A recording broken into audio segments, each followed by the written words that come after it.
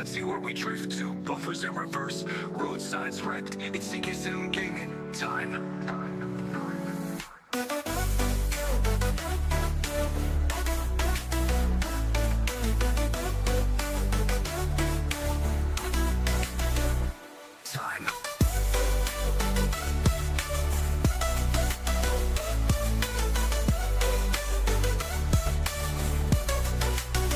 Driving trains, trucks too, parachute planes. Let's see where we drift to. Buffers in reverse, road signs wrecked. It's CK7 gaming time.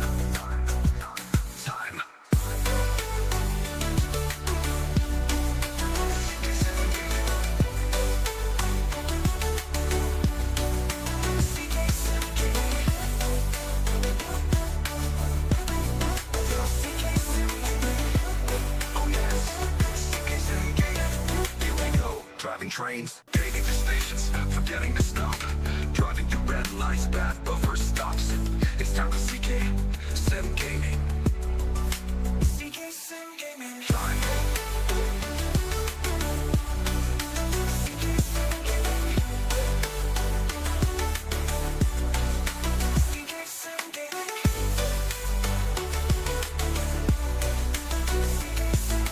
Driving through stations, forgetting to stop. Driving through red lights, bad buffer stops. It's time for CK7 gaming.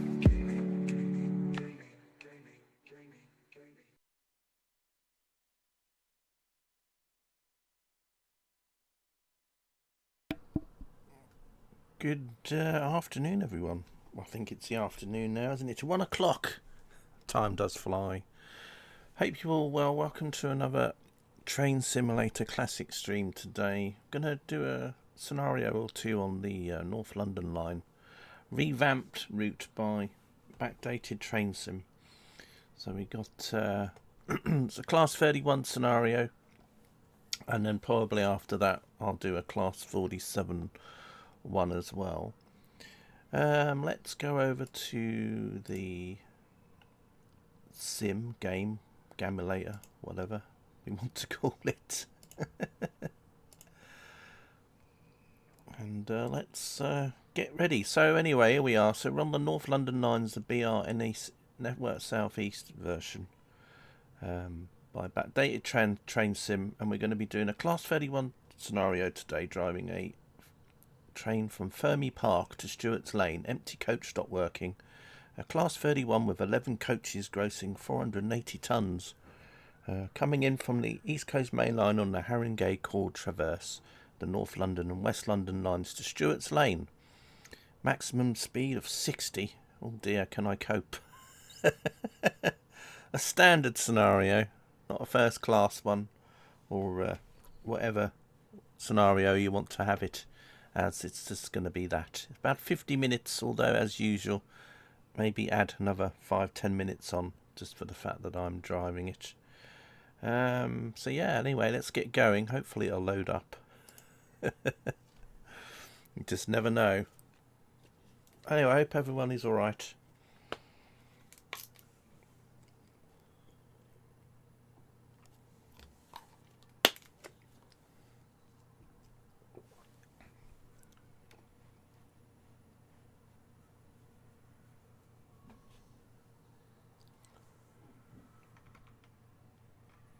At the end of the stream, I will be posting the links to the route and also the scenarios, just so that you, if you fancy it, you can always go and get them yourself if you want to have a play.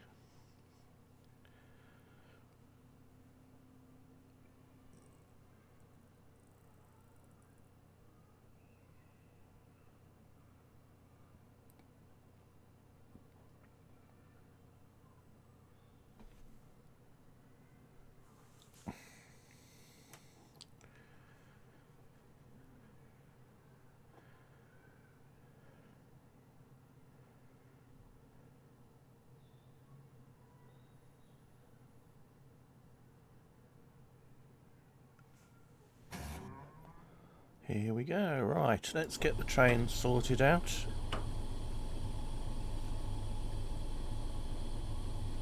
Just going to check the volume levels, don't want them too loud.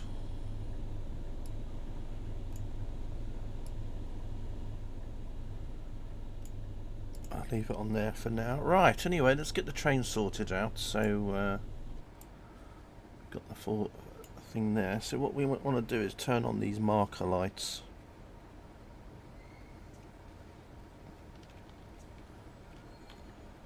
Let's put flash mode on. Let's do the clag factor onto 10. There we go, a lot of clag. And we'll do motor factor of 4. Oh, there's a 37 coming along. We just need to do the marker lights.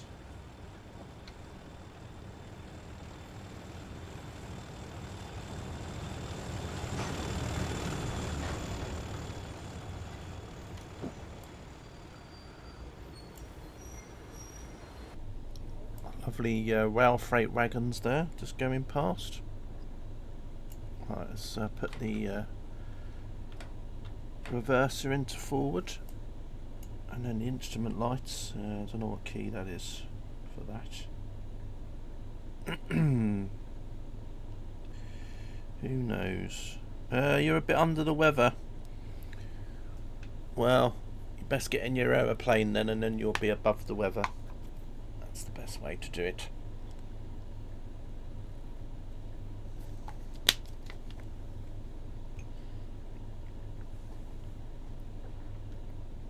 Hopefully I'll do something stupid to cheer you up. Who knows? Unfortunately, I won't be going for a red light just yet.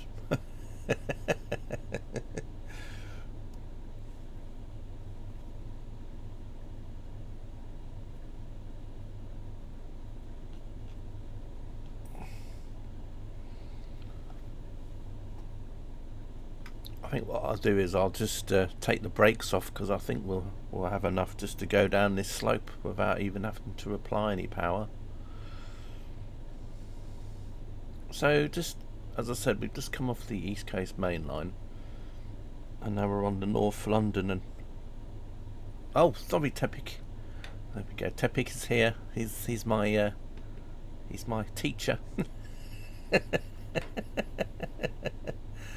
There we go. Right. Let's go down the slope then, shall we? Hello, Egbert. How are you? Let's start coasting. Oh, that was a bit scary, wasn't it? Oh, looks like someone's left a Freightliner container just hanging around by the track. That's terrible. Health and safety. You're toasty, are you? Why? What's happened? Have you been in the air fryer? Yeah, got lots of Mark 1s today. Got 11 of them.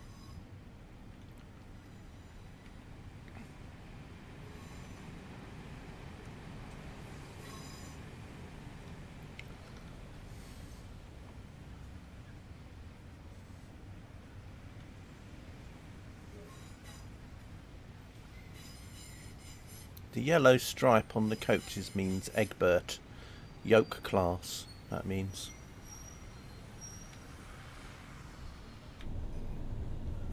Random bits on the track. Maybe someone took it from you, Egbert. Right, anyway, we're heading towards Crouch Hill. We're going to be going towards Stewart's Lane today.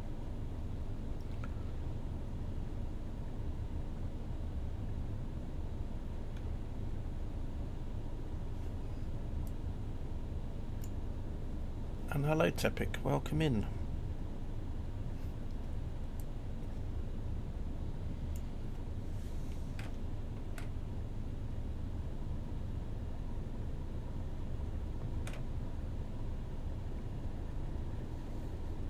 Does Stuart know about this? No, he doesn't. I should tell him that I'm going to his lane.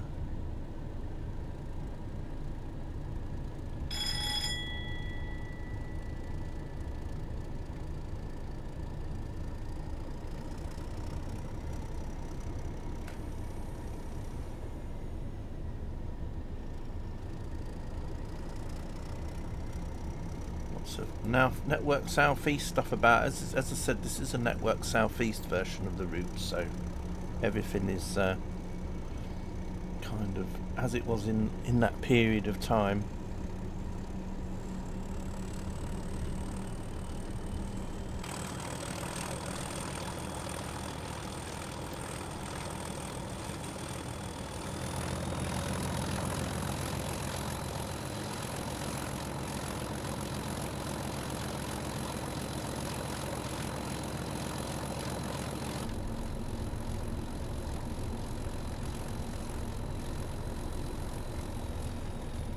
Upper Holloway Road, Upper Holloway next. Yeah, a little jaunt down the North London lines, Tepic.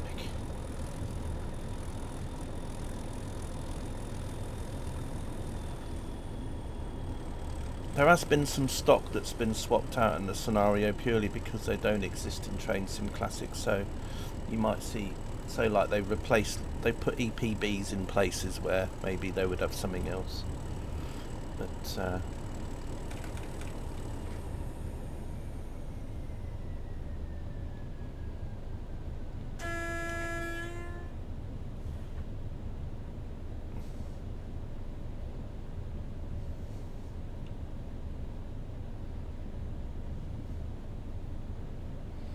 we're going to be doing this scenario and then one with a Class 47 on the same route though.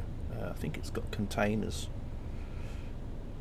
Taking some containers to Stratford, I think, from the West Coast Main Line. So you got all the old Network Southeast posters and stuff up. And some flickering things.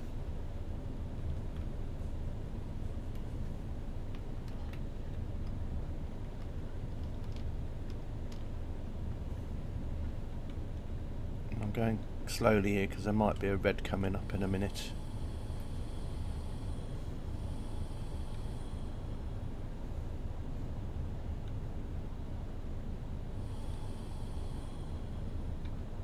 Now obviously the cars haven't been revamped yet.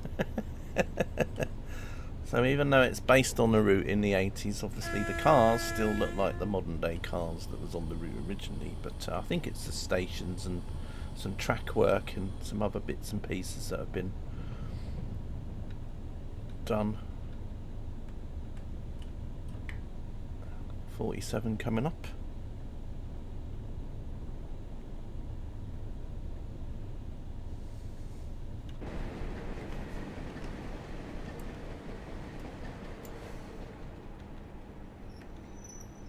Oh, of course, and as soon as I get here, signal changes to a yellow. Right. A disguised DeLorean, yeah.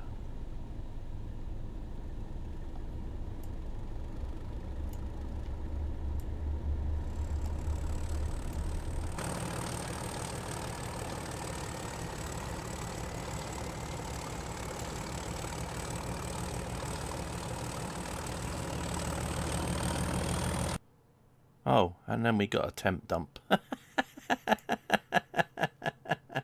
Don't you just love Train Sim? Well, let me put my Be Right Back screen on.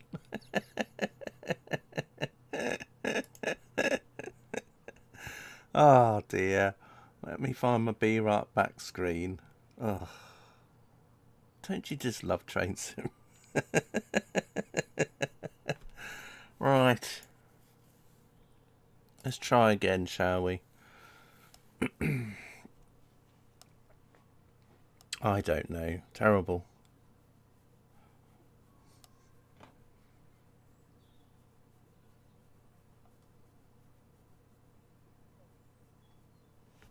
Terrible, terrible, terrible.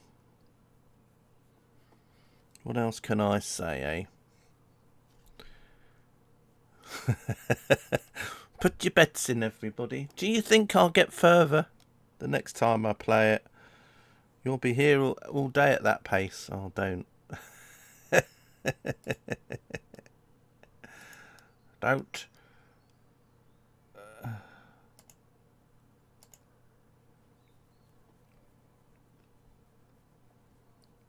We'll see what happens again. I'm just loading up the sim again.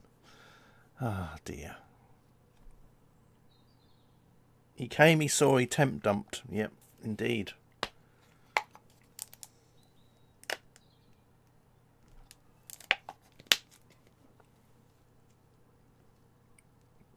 It couldn't cope, could it, eh? It couldn't cope.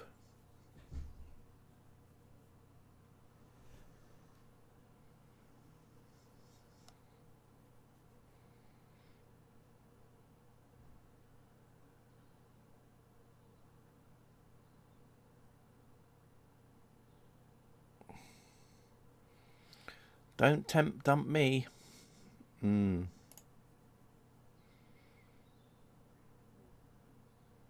mean, it's not like I've been playing loads of scenarios this morning before playing this one. I literally had just like started the sim up and gone straight into that scenario.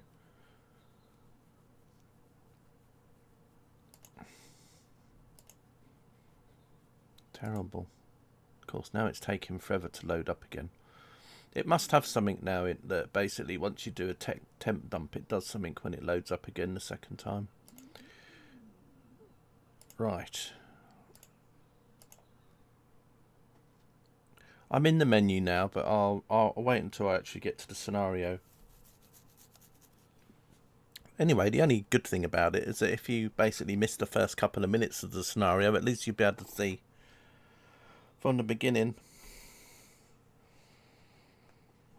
Does it on mine, as you've seen? Don't know what I've installed for it to start off. I think it basically just starts as soon as you start installing a certain amount of stuff, Egbert, and then it all just starts to go downhill from that point on. I think the more you put on it, the more unstable it goes.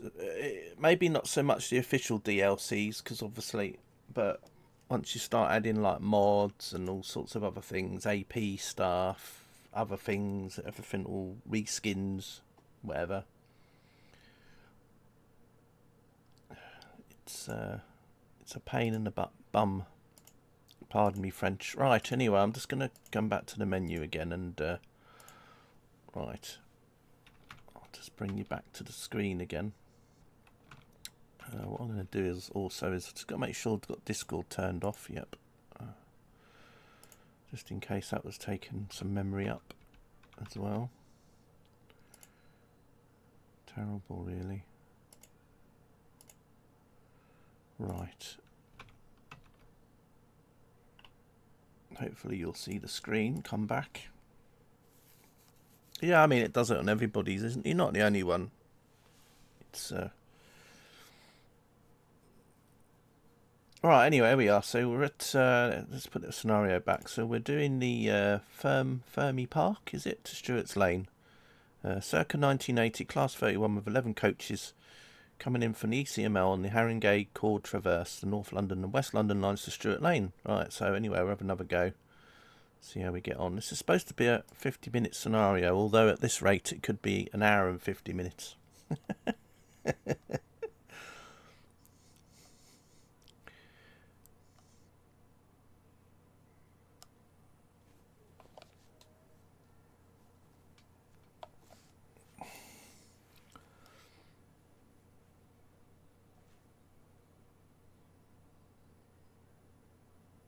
Let's see if we can get a bit further today.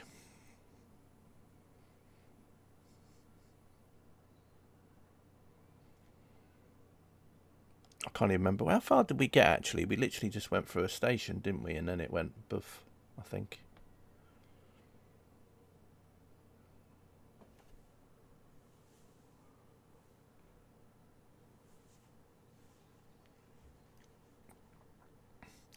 It's not often that it actually crashes in a scenario. Normally I get a crash when you're loading up a scenario, or it's just started. It's not often where it actually does a dump when you're kind of playing it.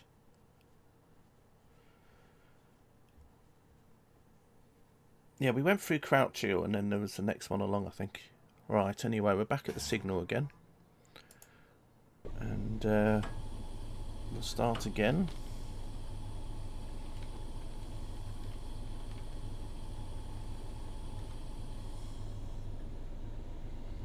Just check the outside. There we go, lights are on. just waiting for this 37 to come through.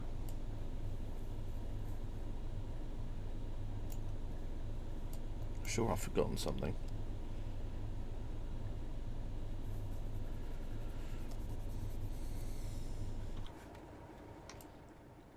Right, let's just wait for this 37 to come past.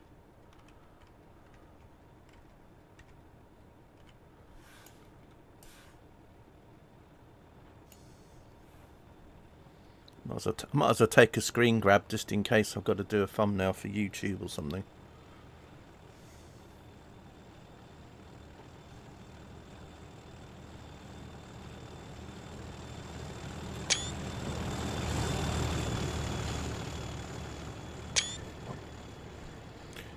There we go. Taking lots of sleepers.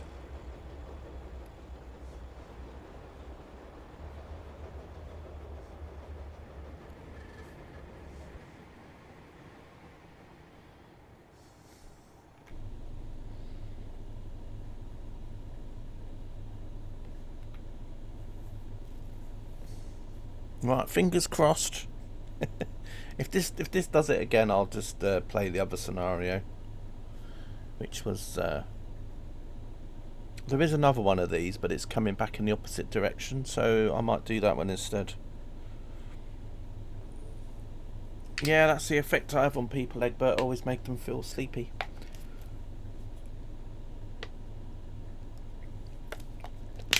Some of my viewers got so sleepy they've never even come back in my stream because they fell asleep and they're still sleeping.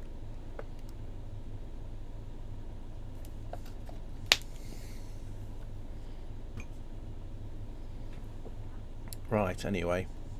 So what have I learnt today? Well, I learnt that if Tepic's about, I better leave the reverser into neutral when I'm at a red.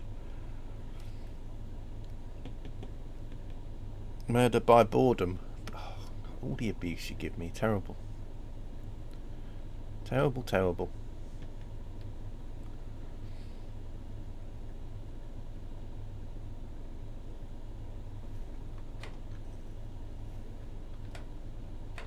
Right then, anyway, let's take the brakes off and then we'll start again.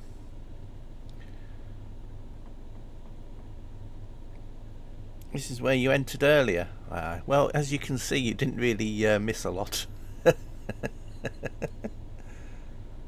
Only special people like us. Yeah, indeed. Indeed.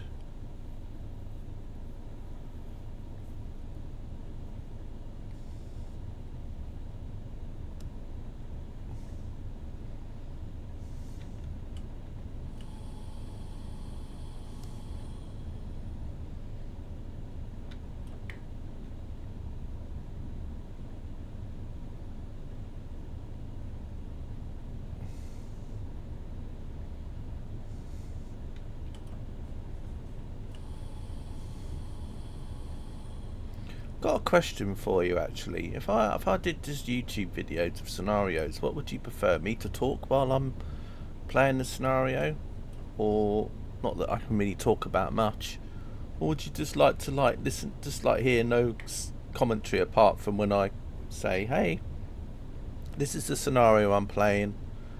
You can look in the description for the link, and then I just play it, and then I just have me not talking, but you just hear the sounds of everything.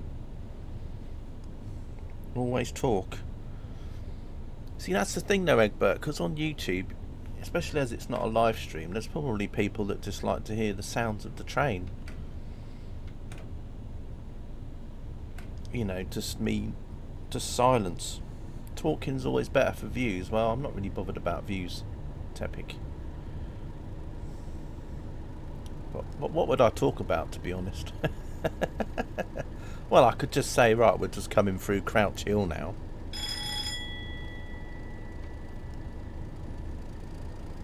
Which looks like it needs a bit of a weed in here. Some weed killer down. It looks terrible. Yeah, but not. Sometimes I might be having trains in a video that you can't get anymore, Egbert. You know, it could be from an old AP sound pack that doesn't exist anymore.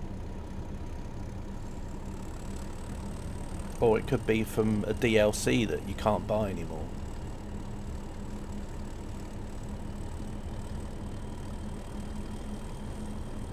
Or buy a train DVD. I suppose.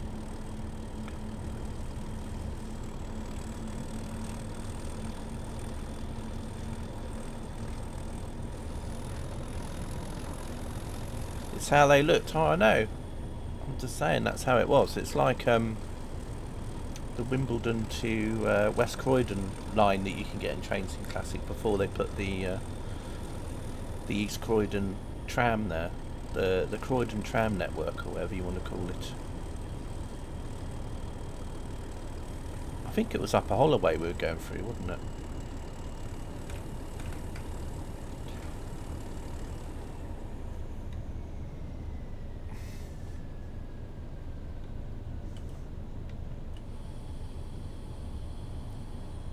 Right, we should have a 47 coming up soon. I don't know how I know that.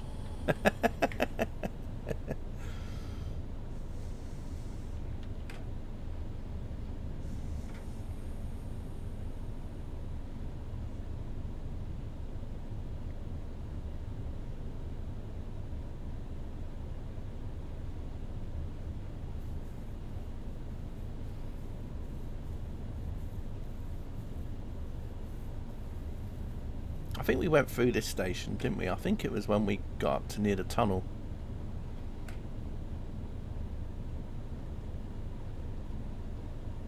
It's almost like I did a test run, yeah. Yeah. I do sometimes do a test run of a scenario though before I play it, because just to make sure that it's not going to come up with you need a gazillion things to run it, and just to make sure that the player train actually shows up as well.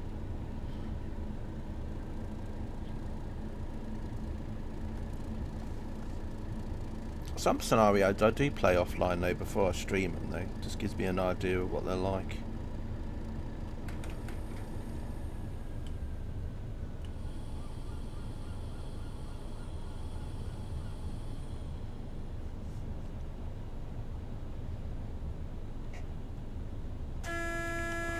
One thing you'll notice about this route though is that the cars, even though this is supposed to be a revamp of the route of how it was in Network Southeast days, some of the cars still look quite modern.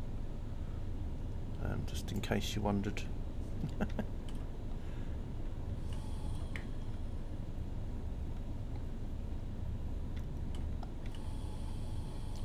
I bet this light's going to change. Oh, there we go.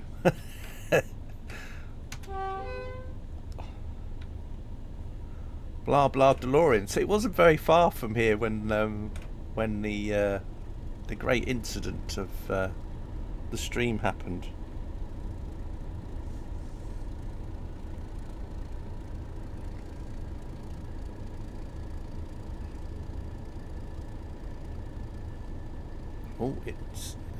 Oh, it's done it again.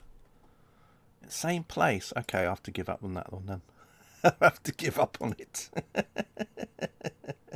I have to get a better PC. Obviously, my little PC can't handle it. Oh well, never mind. Never mind. We'll try it going the other way, because at least the worst can happen is that might get a bit further before, if it. But I did see it look like it was loaded in something just at that point where it went poof. I've just got to find my be right back thing now again. Right, anyway, I'm not going to be trying that one again. I'm just gonna do something in the background while I'm here though. I'm just gonna delete loads of the pack files in the temp folder and make them rebuild them again, just in case it was something to do with that as well. Sometimes it's good just to do that now and again. So it might take a little bit longer to load up, but never mind. You'll just have to put up with those screenshots going round and round 100 times. See you next week. Thanks for the stream. Oh dear. It's going to be one of these days today, isn't it?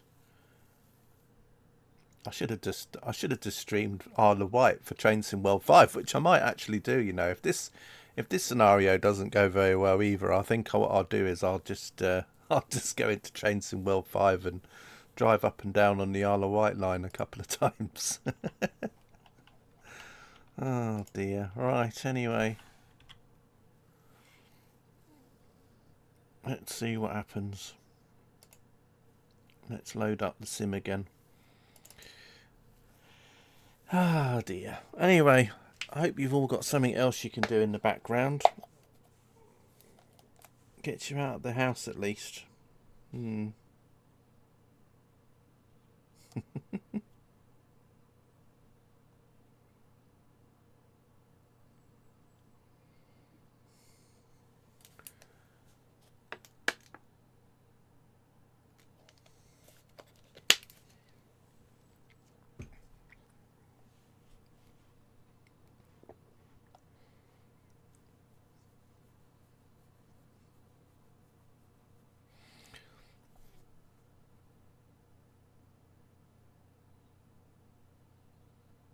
It could be something else though. There could be like some little mod that I've got to have installed for one of the trains, you know, that normally doesn't really affect it too much, and maybe it's looking for that and then it goes bang.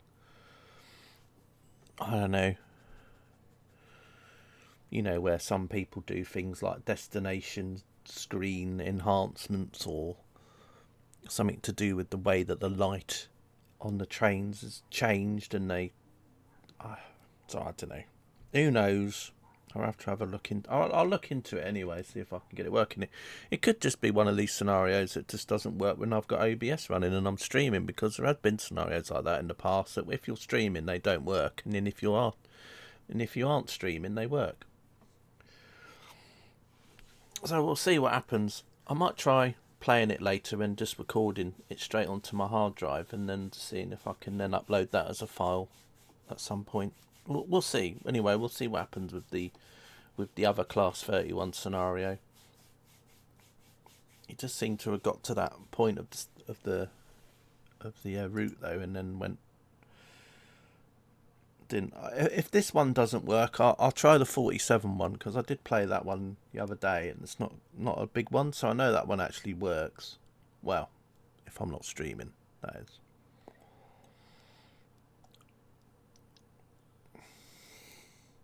So this one will be basically like a reverse journey. So instead of going to Stewart's Lane, we're coming from Stewart's Lane. So we're going to go through Clapham Junction and then through places like Shepherd's Bush.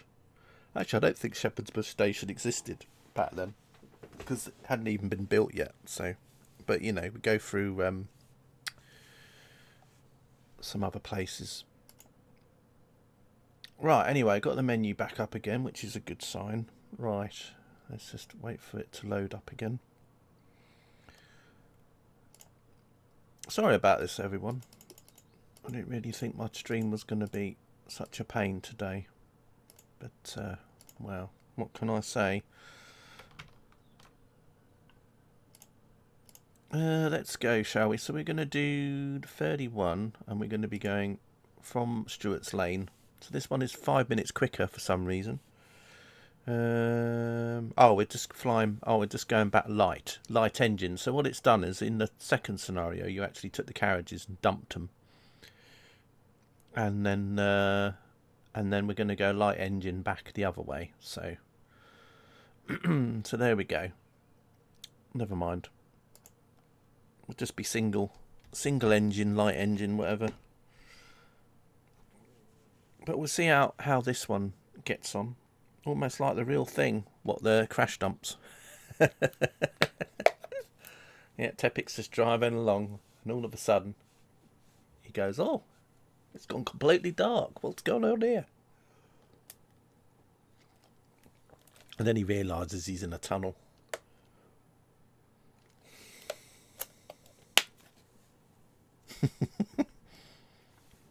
We did, Egbert. We dumped them twice, but just not in the spot that they were supposed to be dumped. I think that's why I said dumped as well, just because. And I probably didn't realise I didn't realise it when I said it.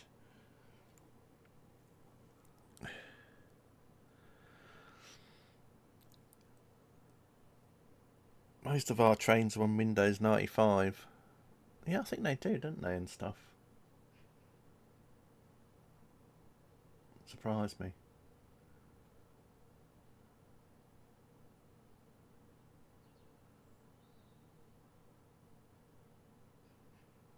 I think it's like a lot of ticket machines, don't they? It isn't like a lot of ticket machines that still around still run things like Windows NT and stuff. So when they crash, and then you get the screen that comes up. Oh look, there's a good start. Look, we're basically at buffers. Set the tail lights K here, then change ends and set running lights J. Loco and brake, train brake are both on. We'll only need loco brake on this light engine movement. When ready, proceed to Fermi Park on the ECML spur via Willesden Junction. Points are set to exit Stewart's Lane. Stewart's Lane, okay, so we'll put the tail lights on. So there's the tail lights are on at the back there. There we are, right. And then we have to swap cab. And then we'll sort out everything else. Oh look, there's the carriages that I've sort of like dumped earlier. That's good.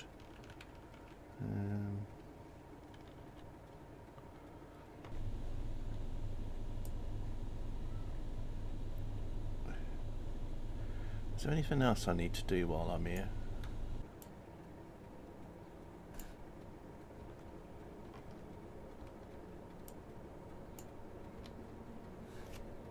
Just have to bear with me a minute.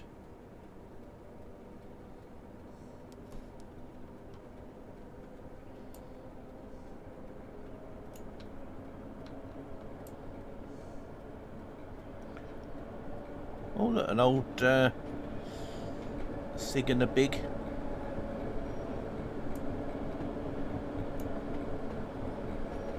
So we're quite close to Victoria Station at the moment here.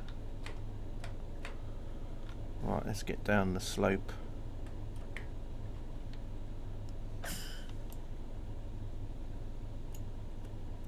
As if there is a slope. Come on. Should be starting to move. Oh, here we go. There we are.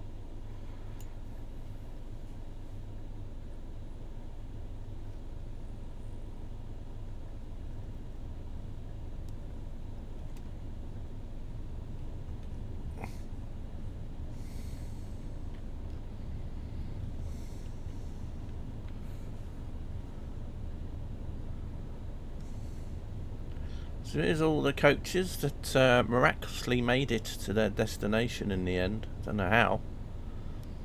And now we're going back the other way again.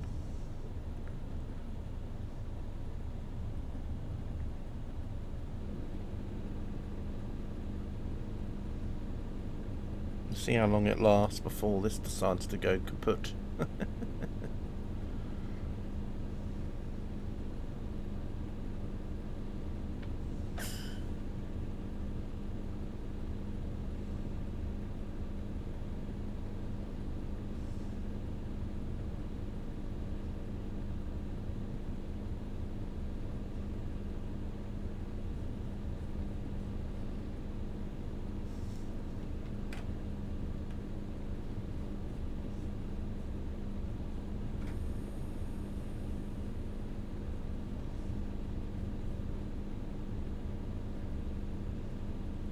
There's a lot going on in the depot there.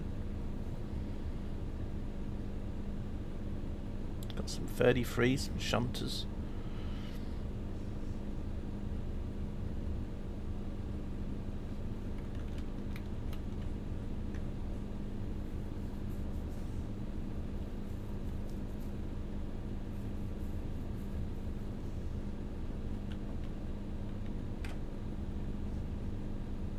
Like there's a freight train ahead of me as well, just going under that pass in the distance there.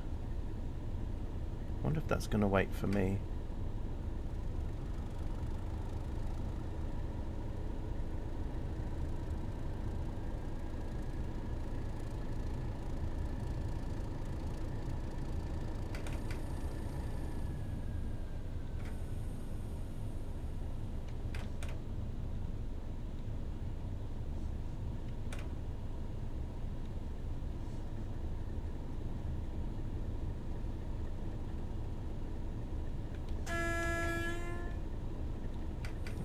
got a red coming up here.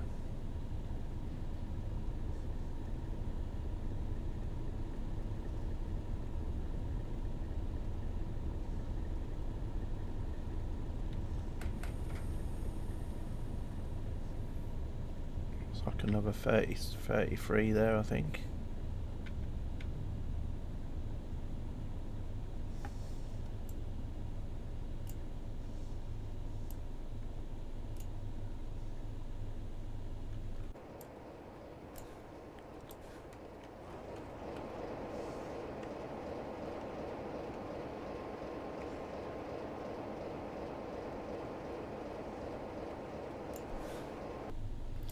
See what happens here. You will need to SPAD to pass signal VS63 once the Class 33 engineer's train on the left has moved off and cleared the section. Okay, so we just got to wait for this train to move off then.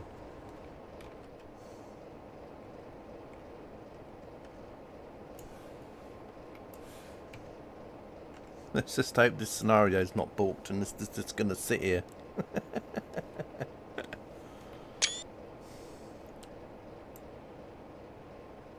Oh, here we go. I can hear another train coming.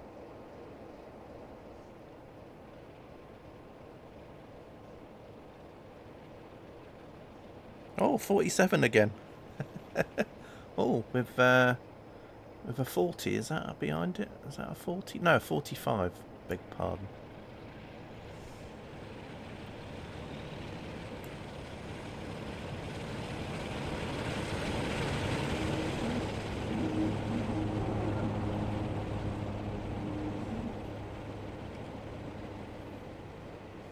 Oh, an old BR blew up there, look. Very nice.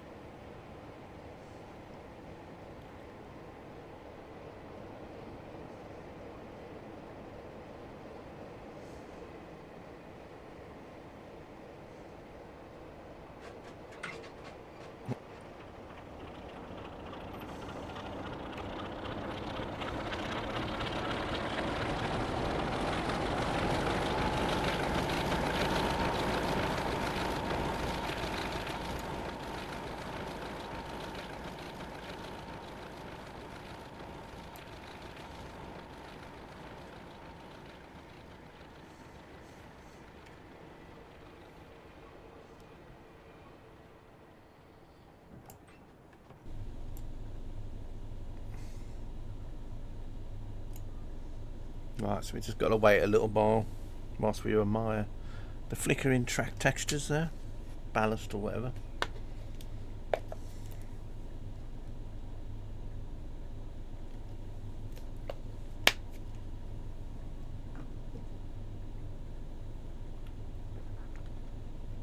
Just have a look at this a minute. I'm just going to try and see when it's oh, that's a little bit off the where we're supposed to be.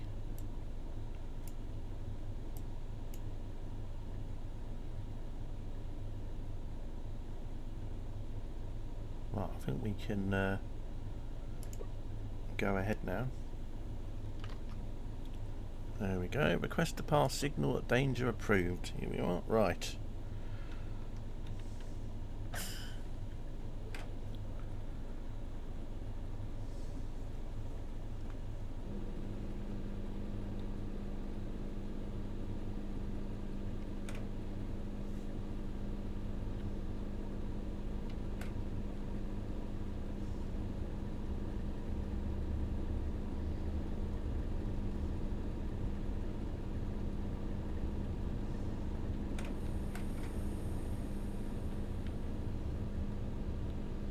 A lot of AI around.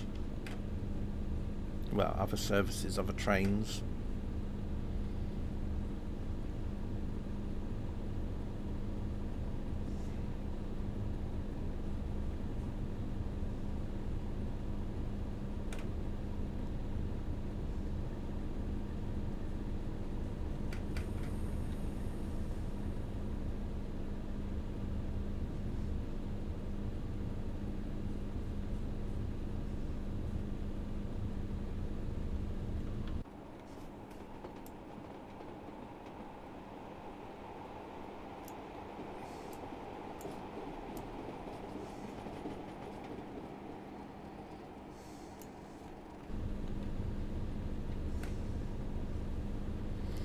Okay, let's carry on.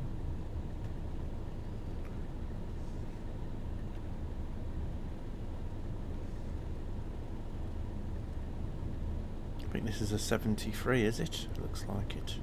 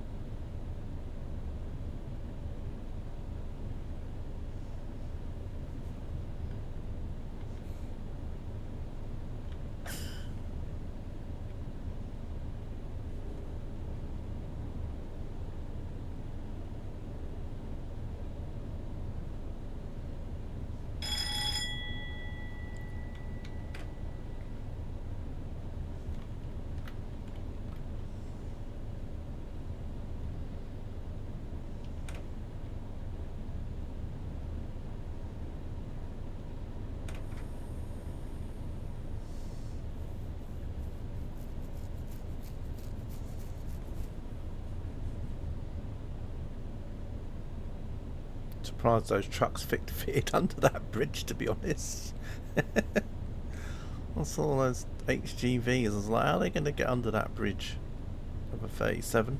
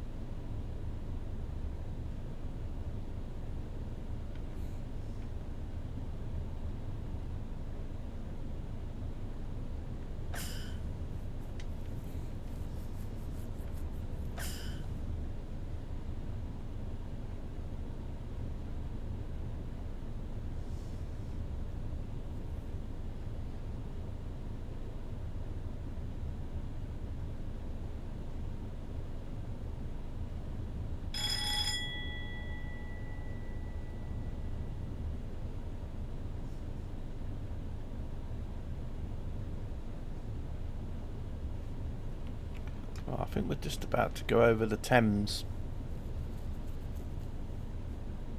Of course, nowadays they've got all these modern apartments and that here now.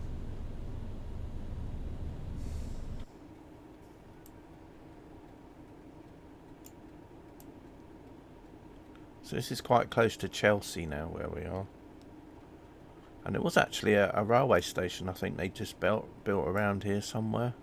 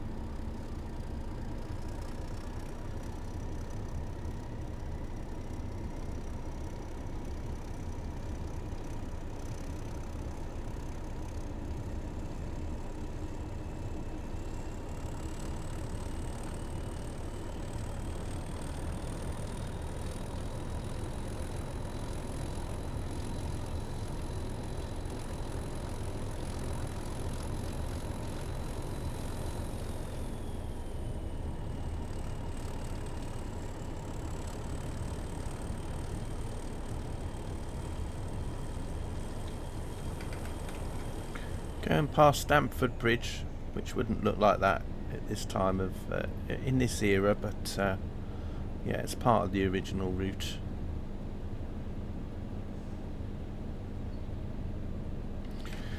Old Chelsea Football Club. Right, as we go past there,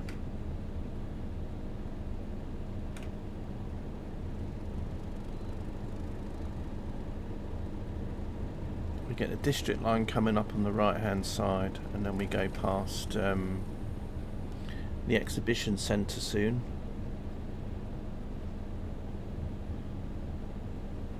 There's an underground station on the right. Kensington Olympia we go past. There's the Regal Cinema.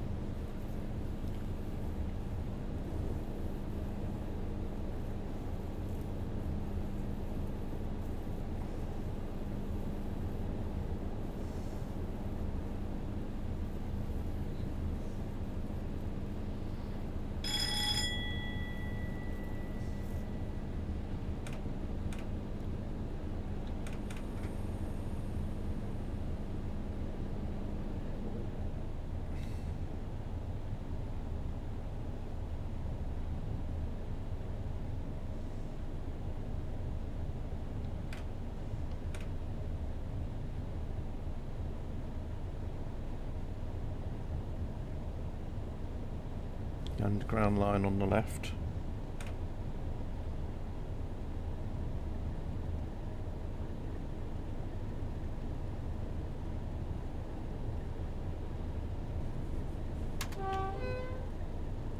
Past Kensington Olympia.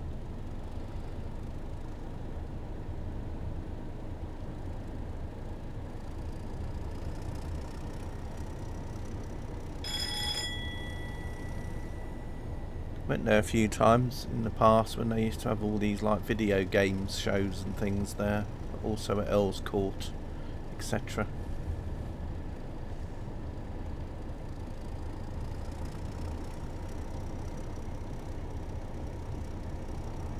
And then Shepherd's Bus Station will just be up here obviously, but it's not built yet.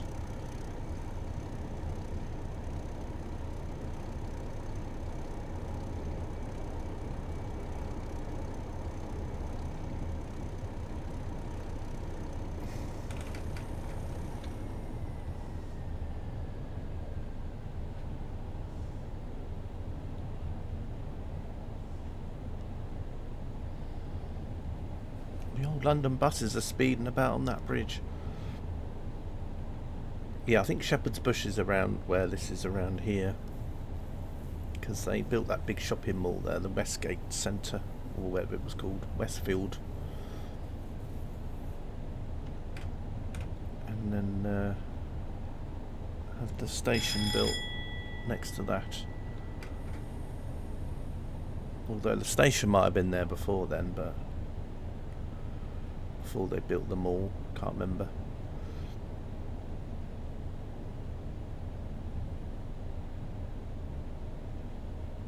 Anyway, the next station we'll be going through will be Willesden Junction, which is on the Mildmay route that's recently been released for Trainsim World.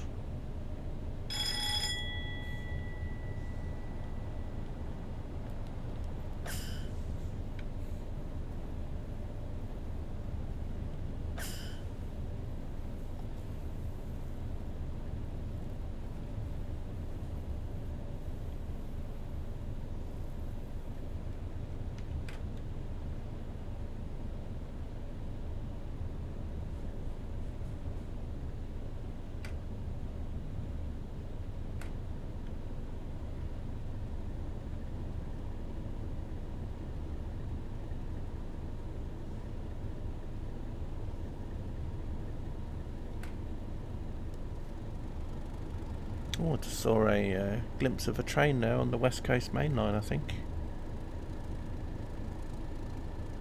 I think that's the West Coast. Or this might be where you go down onto the West Coast Main Line here. Perhaps.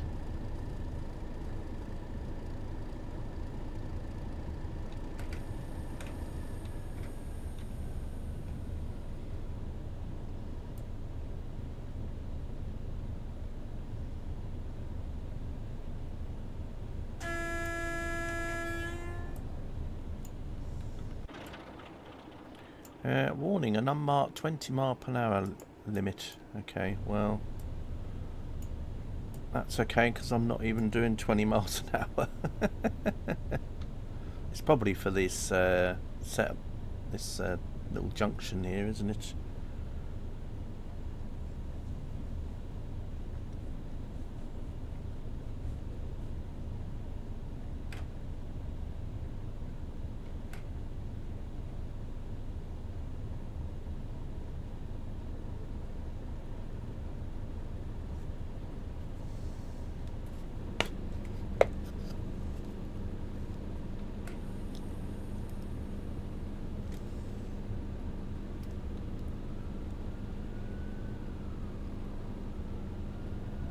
Oh, someone's just got 5 stars on GTA 5. I can hear the police cars. GTA London.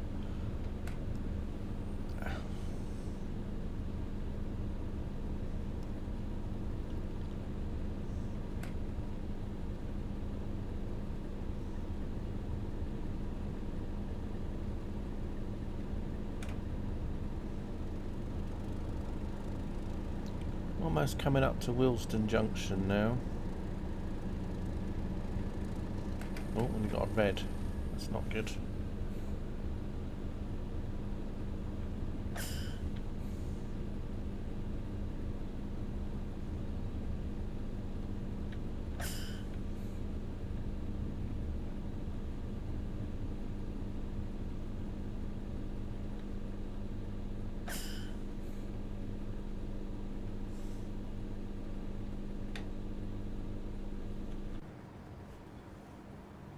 I wonder what we're waiting here for.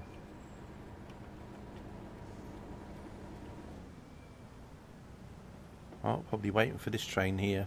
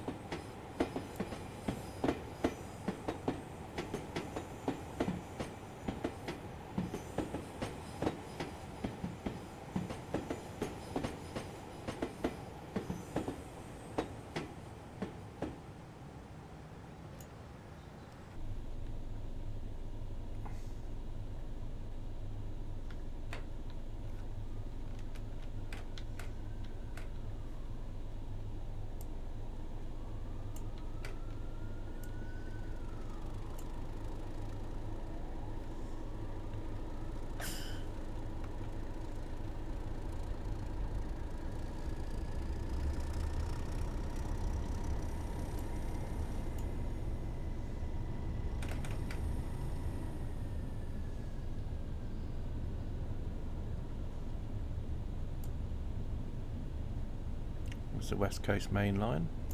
Just about to go over.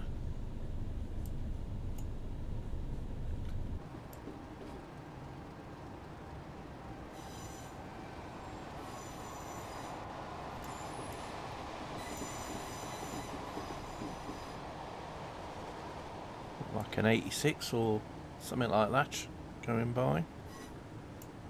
Oh, there's the old Route Master buses here. Very nice.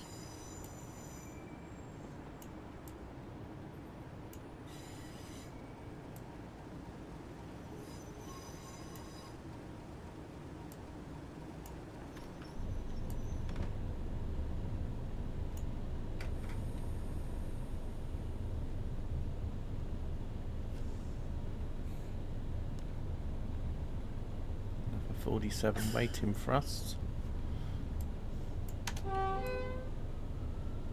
Police are still trying to get whoever.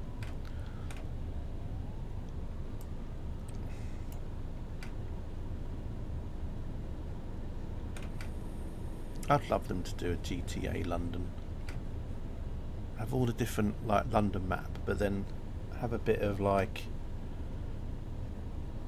you know, Essex and I don't know, different areas on the map. Or even if it was just like a UK but just a condensed version of England, you know. So you could literally just get a train and end up in Bath or Bristol or Cornwall or something. But at this rate it'd probably take about 100 years.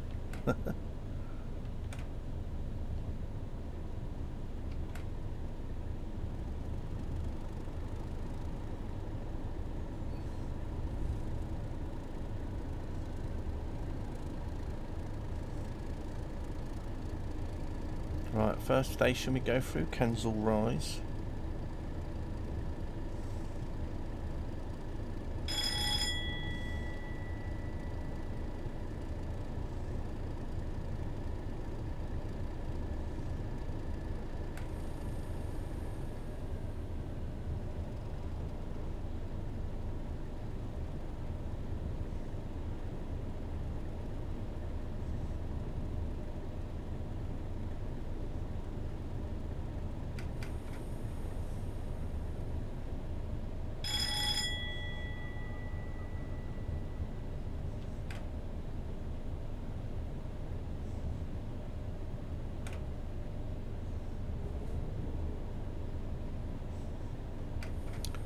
Bronsbury Park.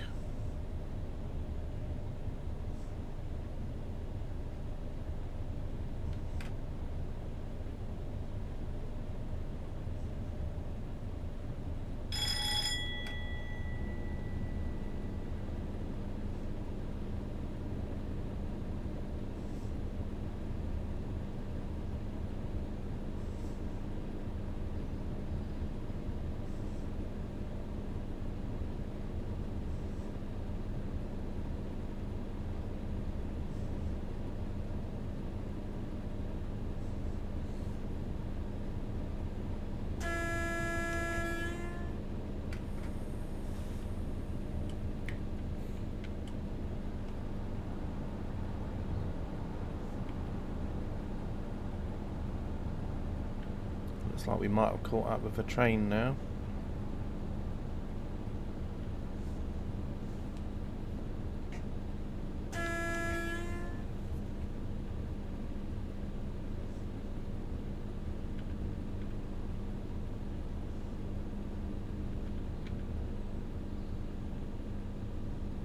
Oh, looks like there's a freight train ahead of us actually.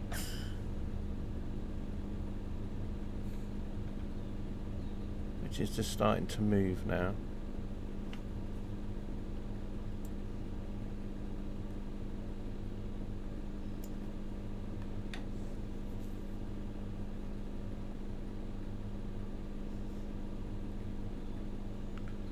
Not a freight along here, isn't there?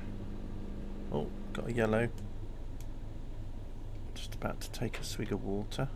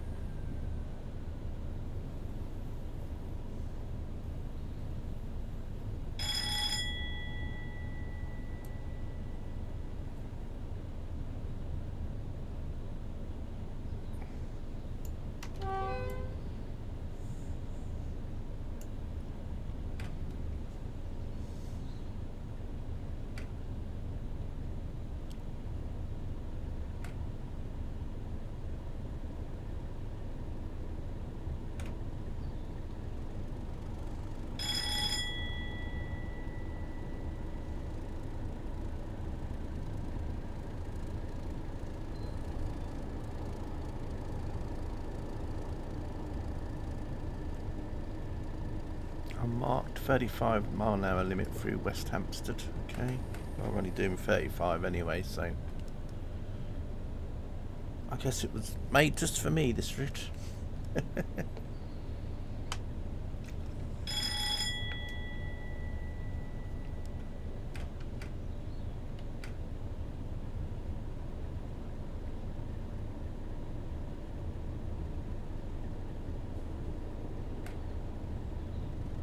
Finchley Road and Frognall. Right, just going over the Midland Main Line here. There's West Hampstead.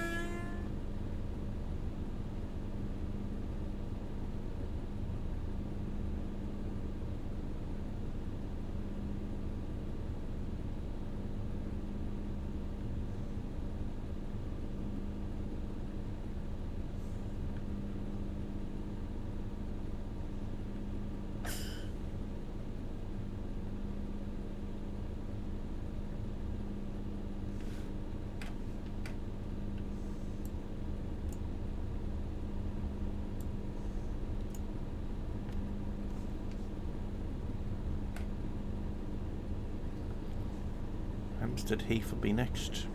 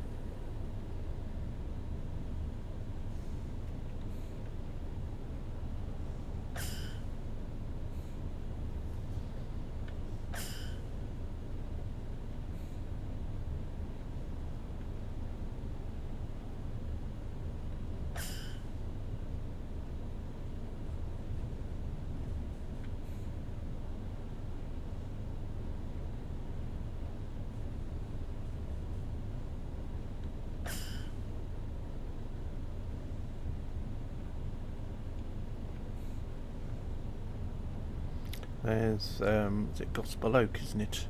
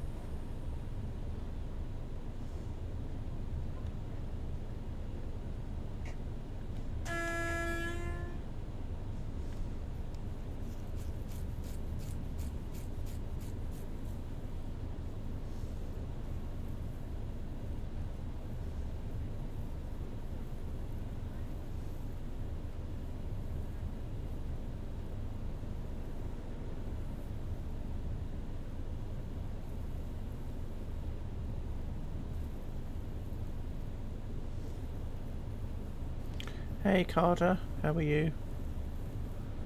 Just driving around through North London at the moment.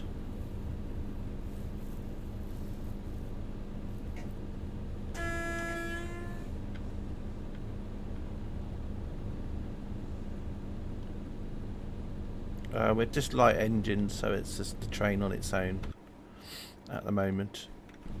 There was a scenario where I had to take some coaches, but I kept getting a crash dump whenever I kept playing it, so I gave up on it and we're playing another one now.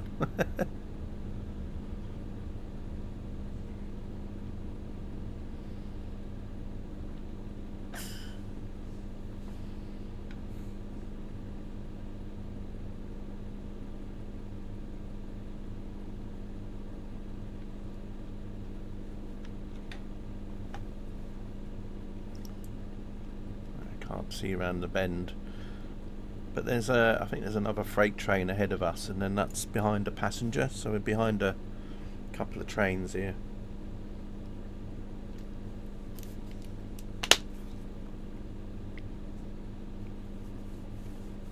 How are you anyway, Carter? I hope you're having an alright day, my friend. How's the old weather today in the Netherlands? It's very nice here, blue skies.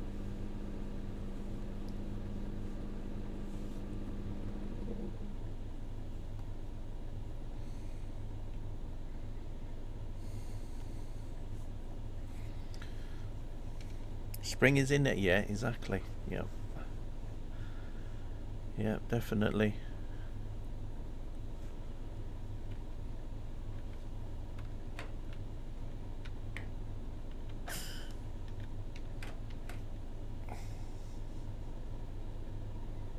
Oh, I think that's a 47 coming along.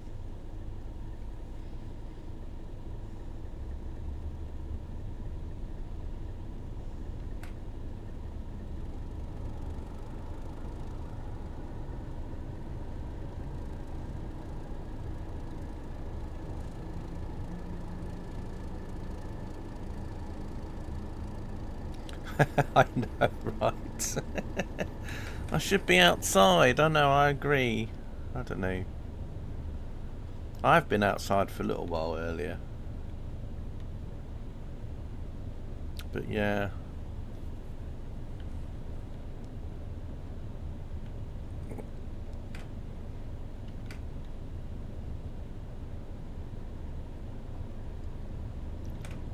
But some people would say, well, play train sim instead of going out, because playing train sim is like a walk in the park. Well, unless it's me driving, and then it's not really like a walk in the park at all. But yeah. Upper Holloway is next. I feel like I've been here before. You opened the front door earlier. Does that count? Yeah. I think that probably would.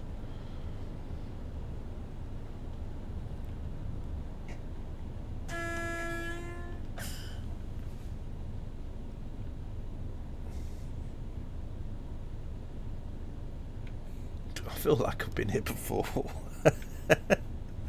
Well, let's see if we actually make it around this wherever it is we're heading.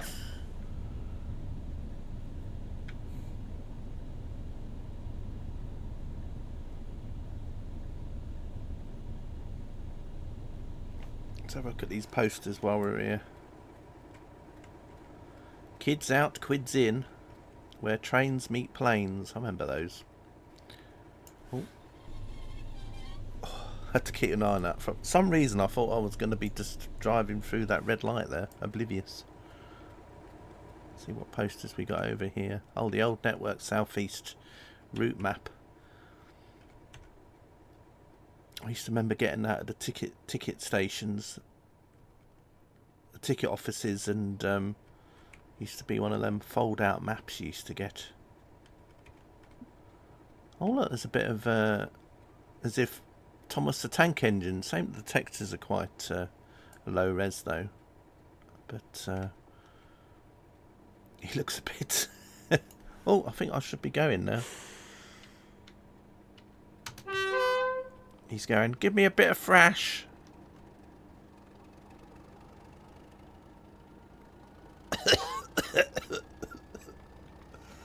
Good job he's got his head turned away there.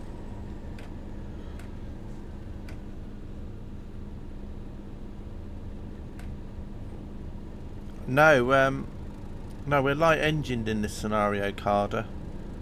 Don't worry, I didn't forget to couple up anything. The first scenario, this was like a two-parter. The first part, you had to take some coaches to Stewart's Lane, but I played it and we kept getting to a certain part of the route, and then it kept crash dumping. So I tried twice and it wouldn't work. So then I thought, well, I'll just play the second part then, where you go back the other way, and see if we can get a bit further in that one, which is what I'm doing now. So you'd have dropped the coaches off in part one, and then you would have done part two. So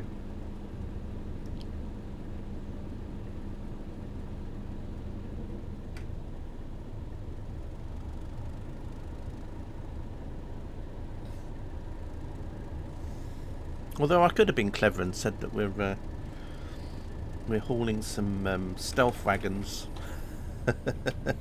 British technology. Invisible freight.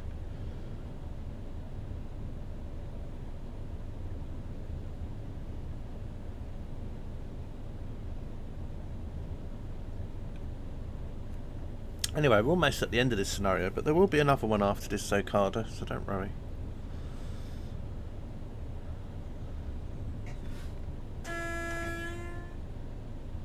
Just going past Crouch Hill. And then this is where we go back onto the East Coast main line here at Haringey.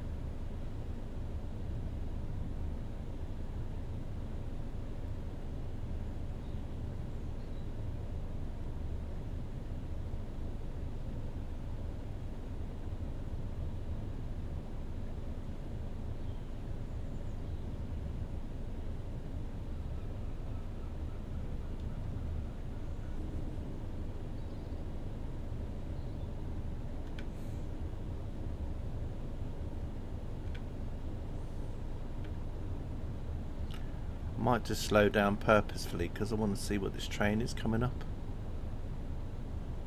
Oh, it's another 31, I think.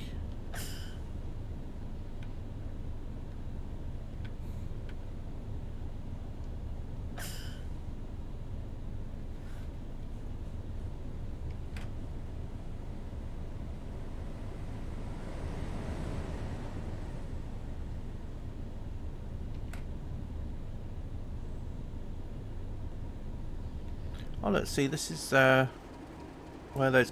This is basically where we started the scenario from, but we're just going the other way.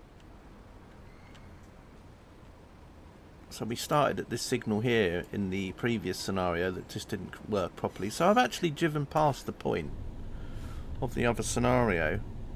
And, yeah, it worked coming back the other way. So I don't know what it was. I don't know if it was just where it was loading the train up. So anyway, there's the West Coast main line. Oh, look at that, an old first gen DMU over there. Lovely.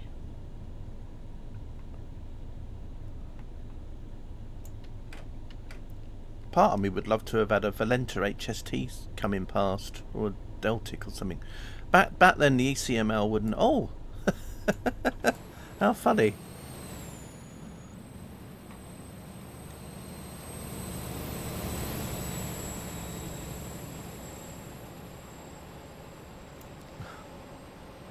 I haven't played this scenario before, by the way. Just saying.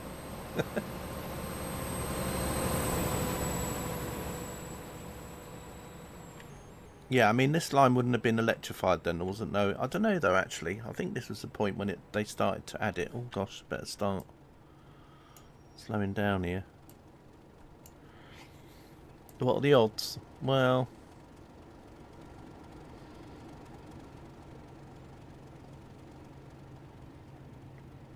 That's the express service there. I wonder if that's got 11 coaches. Scenario completed. I make it about 11:40. Oh, so the person that played the scenario got here about 11:40, which is about the same time I did. So that's not too bad, is it? There's the buffet car. Right. Let's come out of here anyway. That was quite a fun scenario. At least that one actually worked.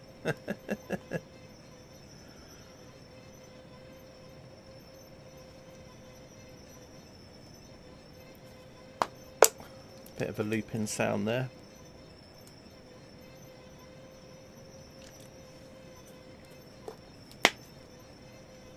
So the next scenario I played actually off stream. It was not a very long scenario, about half an hour.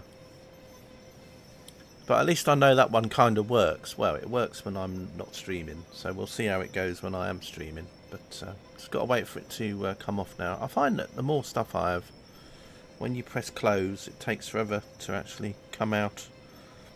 Although mileage will vary depending on what sort of PC you have, I suppose.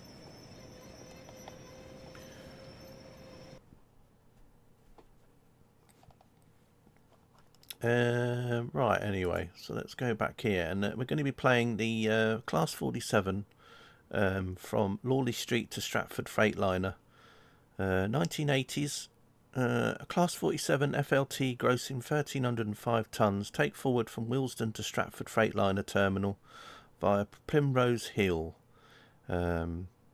Standard scenario, about 35 minutes. Max speed you can get up to is 75. Uses AP weather and AP vegetation, signalling, etc. is recommended. I don't have AP weather installed and I don't have the AP vegetation, so there we go. Right, but it all should be good. So this uses the Class 47 from the Class 47 pack that Vulcan Productions did, where they basically just sort of like messed about with the scripting. Did a few things with it. You did have to have the AP 47 sound pack as well for this. So yeah, anyway, let's get going and see how it goes. Now, if it does crash before loading up, it could just be that the last couple of scenarios I've tried to play might just need to give the train simmer a restart again, but we'll see. We'll see.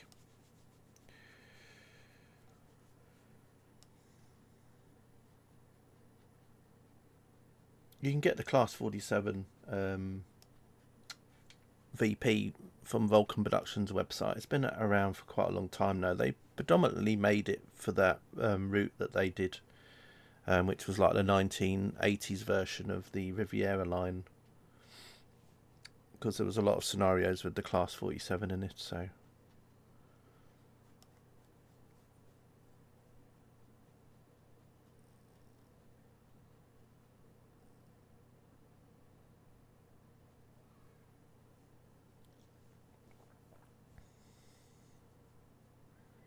also see what else we can spot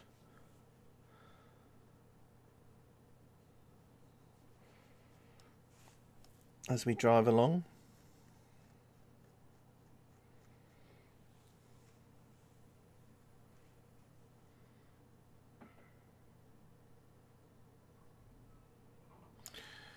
There we go. Class 47 with 16 containers. Wait for a minute for signals to clear and proceed from here to Stratford, the Freightliner terminal via Primrose Hills. I don't think it exists anymore. I think they built a lot of the shopping mall, Westfield Mall, and all the to do with, you know, where the Olympic Park was. So here's our train here. Just waiting for a train to come along. Let's just turn that off. Let's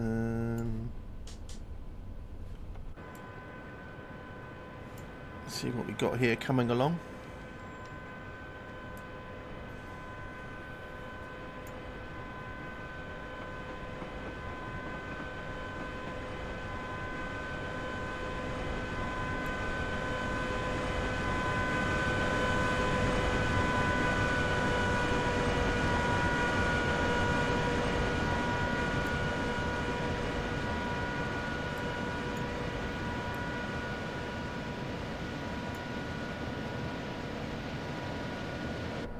No, Carter, it's the Kuju one.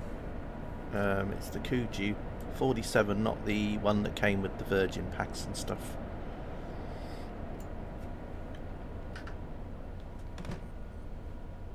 You'll hear some weird sound effects. That's like another train that's not even nowhere near me, but you get to hear the sounds from it.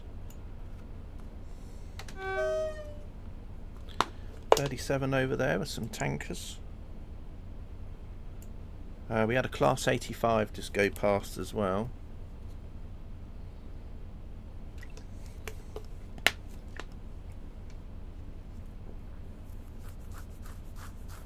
So we just got to wait here a minute. Oh, we got a yellow. As I said, it's a bit weird because you can actually hear the there's a train quite far away somewhere, and you can actually hear the doors for it.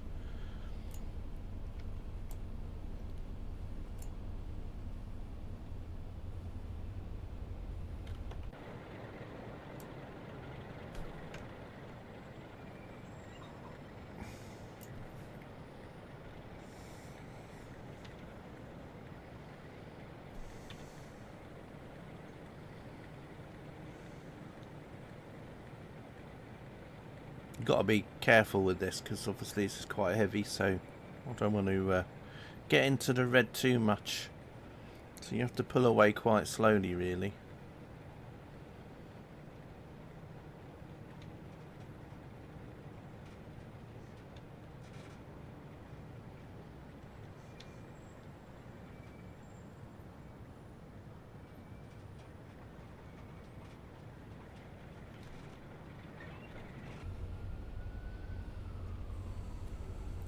So we got that gauge over there, you see. So I don't want to get it too much into the yellow. You can get it a little bit into the yellow, but not too much. I mean, you could if you wanted to, but I don't know what happened with the Bossman Games. Well, not Bossman Games, but you know, the developers that they've called themselves these days. I'd be interested to see what happens with that one. You know, whether or not if you go too far into the yellow, you get damage to your train or whatever.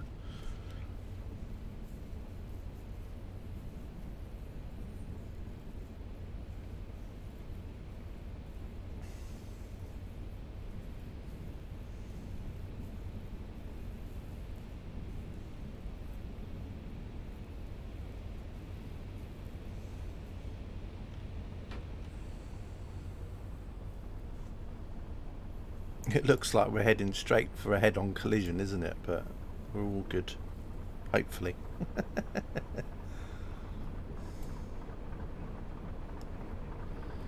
Looks like there's a, which one is that? Is that a 26, 25, class 25 over there?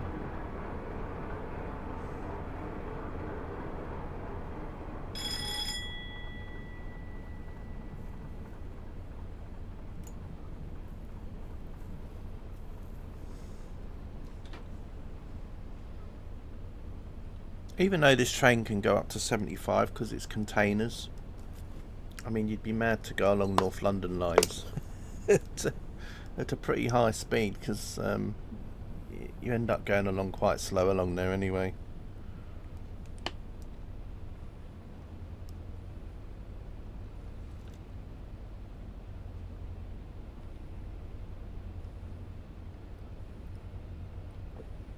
Oh, speeding, CK. Terrible. Terrible behaviour.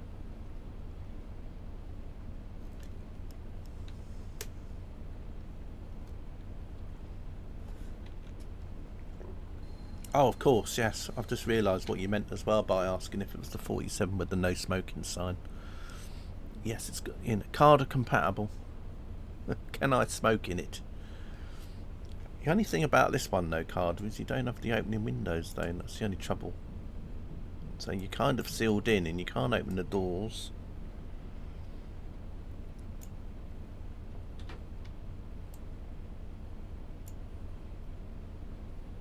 So I suppose it would be Carder semi-compatible.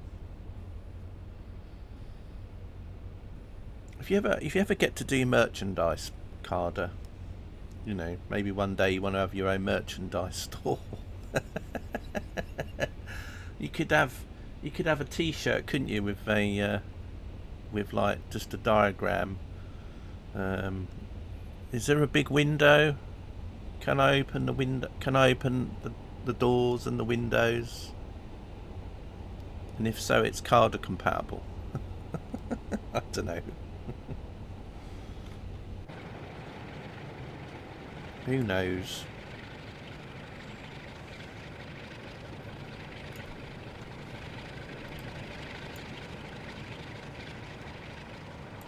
Oh, look, Hyundai.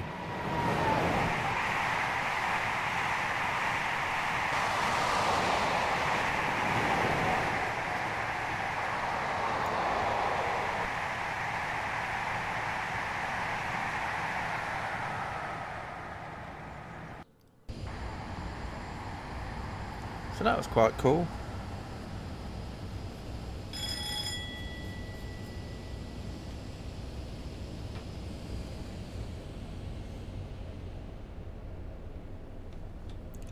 Certainly a lot of AI around. Other services. So there's a couple on that bridge as well.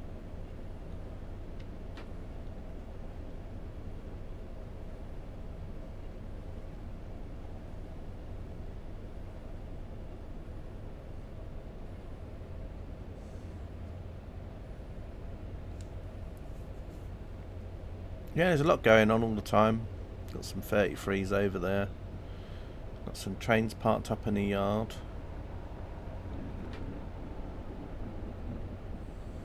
I have a bit of everything in here actually. Let's just stop this a minute and to show you what we got in this yard. So we got a 87 over here, because you can see by the two windows. We've got a 85 here, So it's got a different cab to the 86, for example. Still got 3 windows like the 86, and then there's the top, and then there's, I think this is an 86 over here. Yeah, there's an 86 there. And then we've got some other bits and pieces, 25 over here. We've got a bit of everything in here really. An 86, 2 86s, and then an 87 at the back there, which is King Arthur. So if you've ever wondered where King Arthur was, there he is. And then we got some shunters, and then we got another 87 and an 85 over here. The 85 you can get from backdated train sim as well. So yeah, lots in here. And then we got an 08 over there.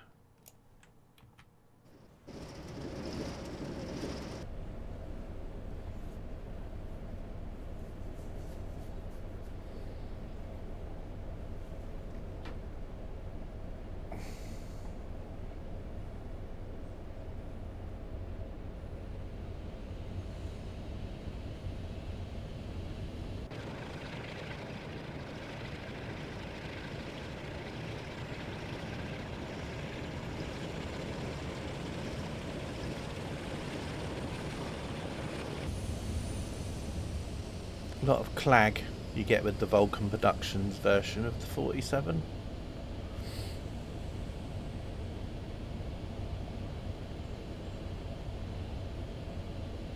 Although no clag factor, so you can't choose how much clag you want. There's an 85 there. Or was it an 86? I think it's an 86, isn't it? Maybe. I think it's an 86. Yeah.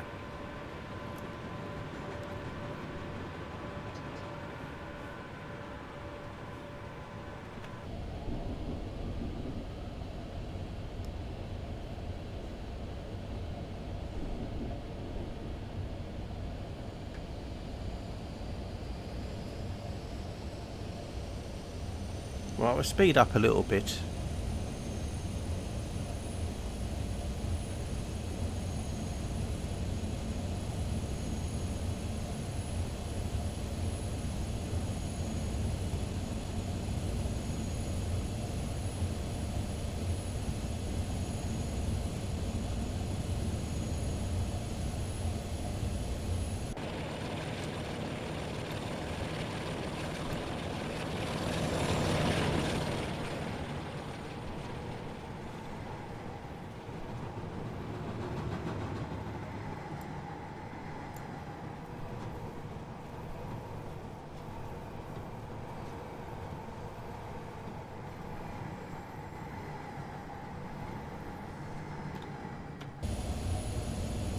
Yeah, quite a few containers. Right, we're just heading along towards Queen's Park now, and we'll be coming off here soon to go on to the North London line again.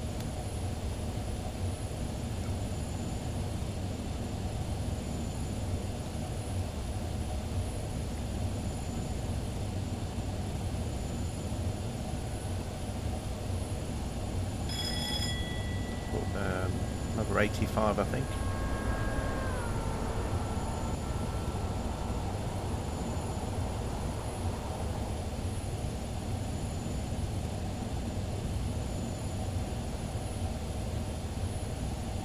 Disused platform.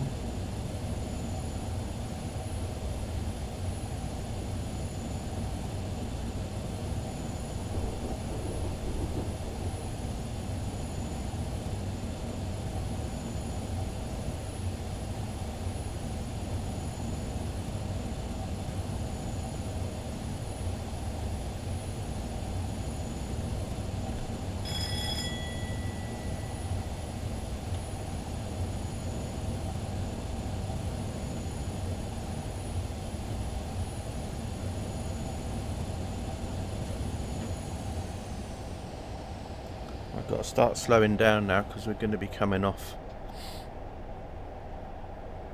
this line shortly.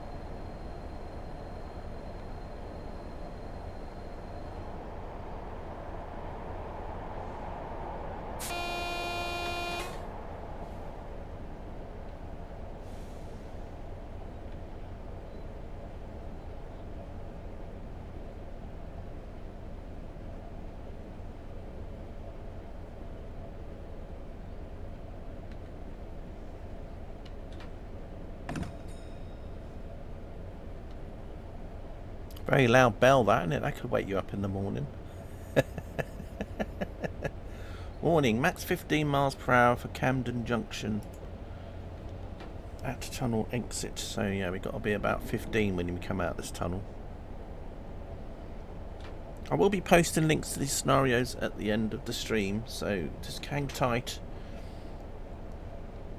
if you want to play these scenarios yourself.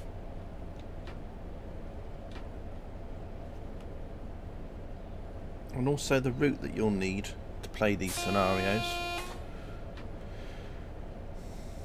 because this is the backdated train sims North London Lines Network South East route, which is on version 5 now. Covers quite a large area.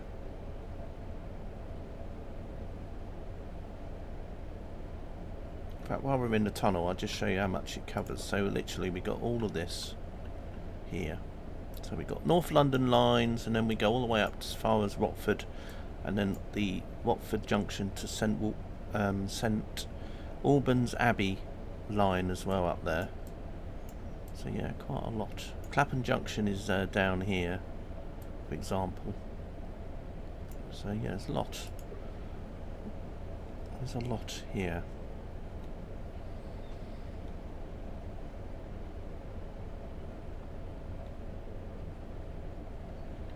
I'm supposed to be doing 15 CK and I'm not, so I'm very naughty. Never mind, we'll just buckle up and hold on tight as we go over the junction at 20. Never mind.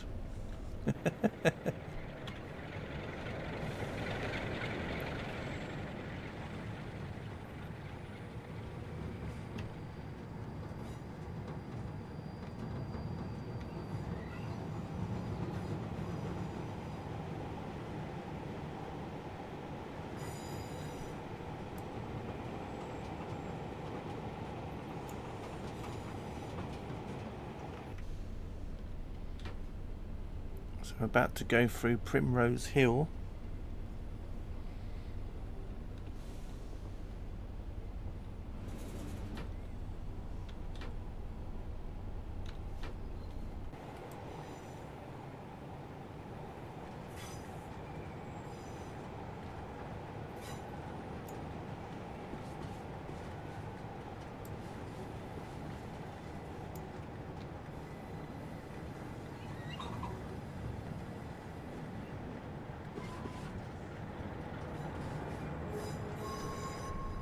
Warning, steep gradient ahead. Right, that's okay.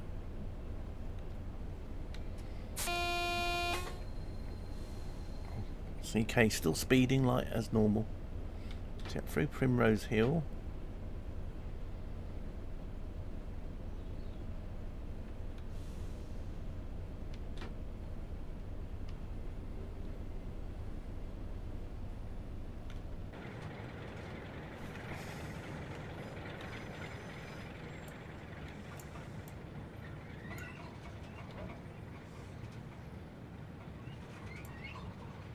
I don't know what this building is here. Look at that smoke. People might get confused for a minute and think I'm driving a steam engine. CK's driving a steam engine. Oh no, hang on, it's just the Class 47.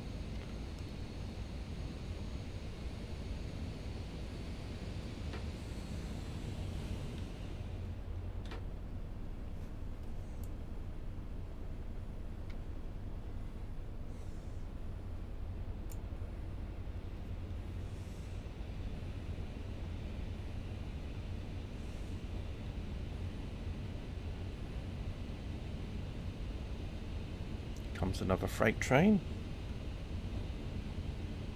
Although that's coming off another line there. I think that's a 37. You must be really ill and hallucinating. Why is that? You mean because I've not gone through any red lights or...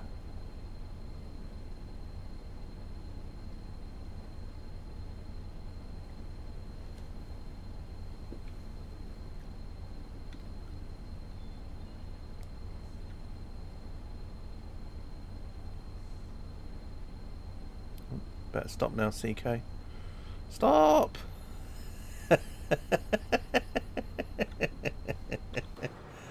Oh, phew, thank goodness for that. Oh, I get you now. Yeah, sorry. Sometimes I forget what I've said. It's funny that. I was trying to think, what's Katie wondering about? Yeah. I think we might have actually gone through the signal here. Although, I don't know. Well, anyway, we'll keep an eye on it.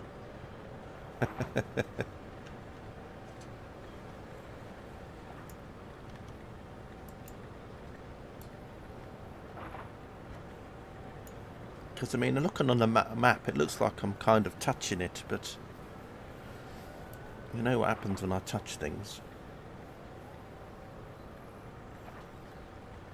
We have got to wait though for the for this other train though, so we'll see.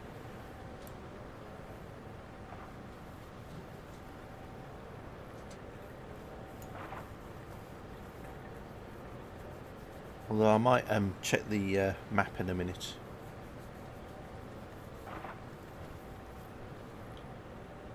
Because part of me wonders if I actually did go through it. Yeah, it's quite close to it. It's got a yellow there, hasn't it? So I think we might have done it. So what I'm going to do though is just going to do a Flying Scotsman F2 and save there. Just in case.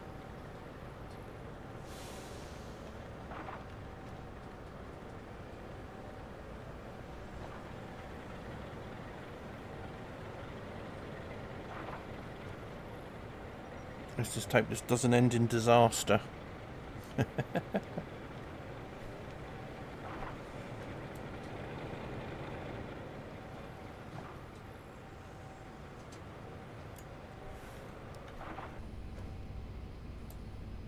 Oh gosh, look at the amps I'm doing here. That's terrible.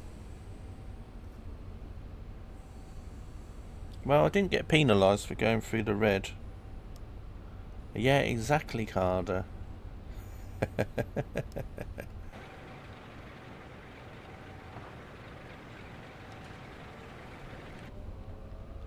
I wonder if he still does that, you know.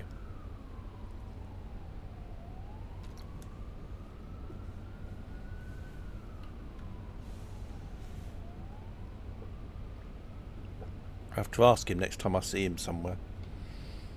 I'll say to him, are you still F2 in saving?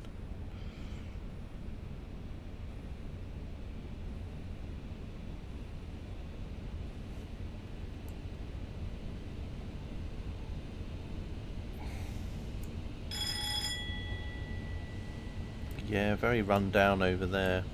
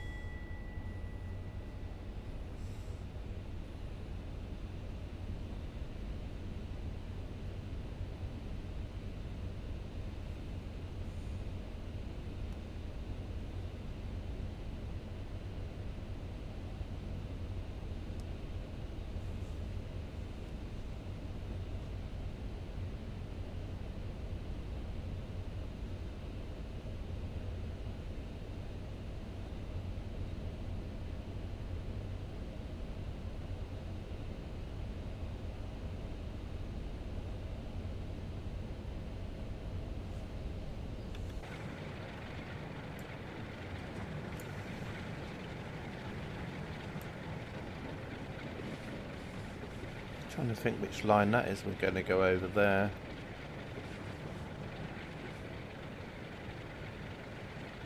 I think that might be the Midland Main Line down there. No rise, Carter.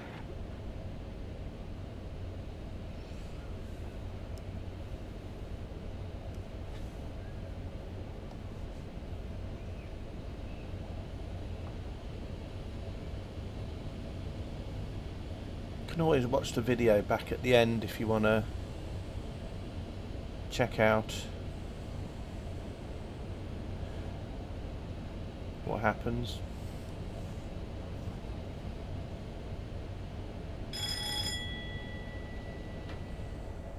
Caledonian Road coming up. Oh, there's the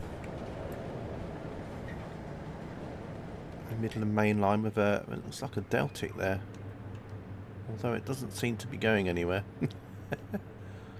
Well, we'll keep this up here for a bit, like so. There we are. Actually, let's take the HUD off and then I'll do a screenshot. So that nice, just in case I have to do a thumbnail or anything.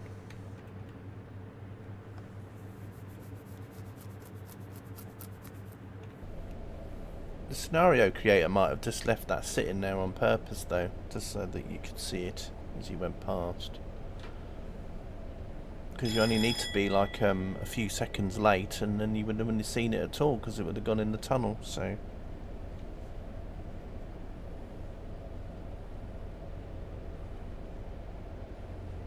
Caledonian Road next.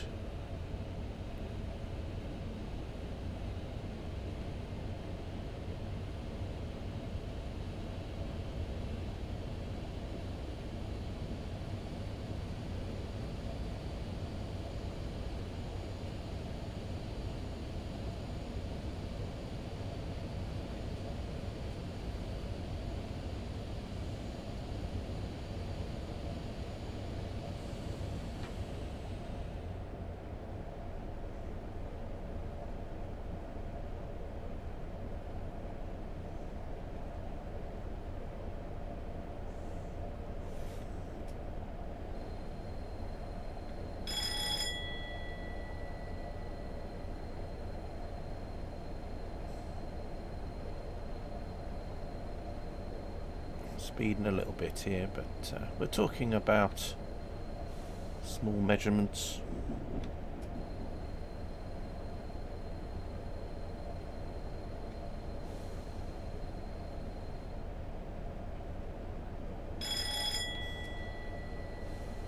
Another train waiting there.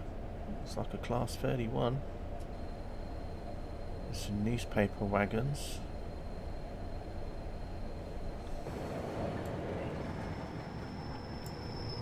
Express parcels. Okay, so it's a parcels train.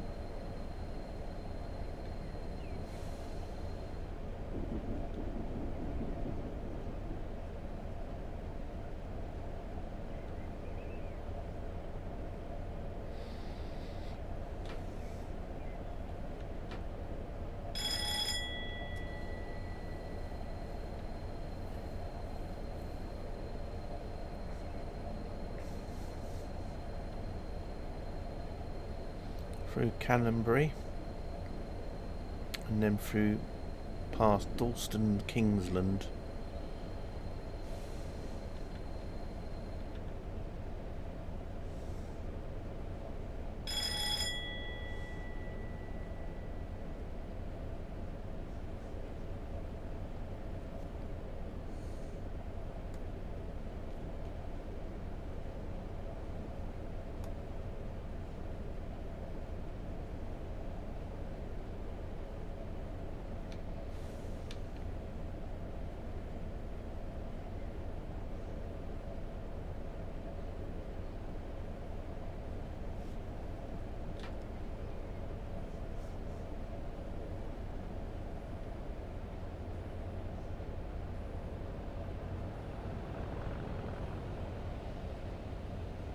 Definitely lots going on here.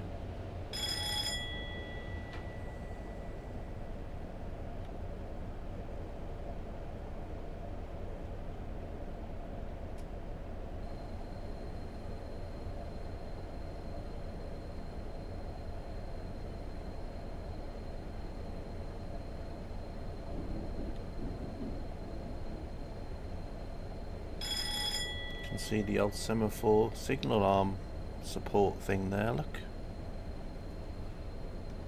Or whatever you call it. I know that I didn't call that the right name, but I think you know what I mean.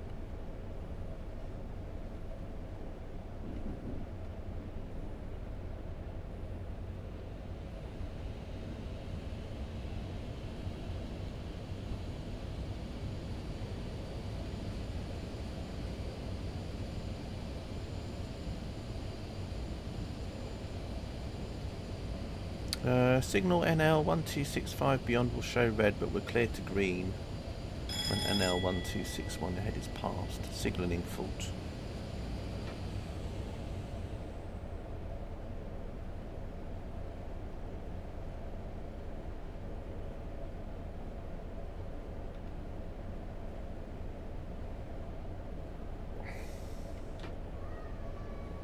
We've got Hackney Central coming up soon, so we're getting quite close to Stratford now. I hope you've enjoyed the scenario so far. And again, sorry about the first scenario not working properly. I know it was a pain for all of us.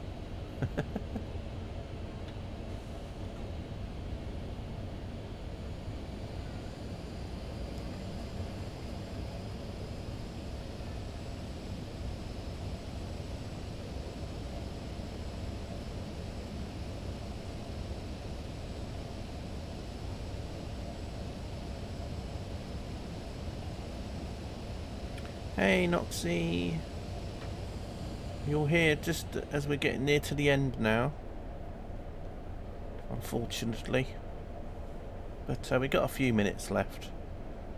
We're just going along through North London at the moment, taking a train full of containers.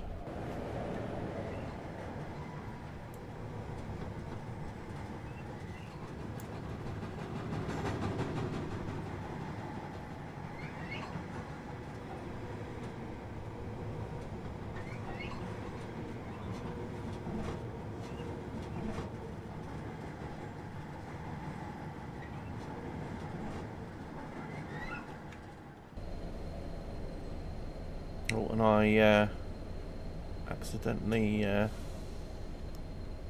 as Sap would say, I e-cupped. Oh, never mind. Hashtag blame Noxie. No, only joking. But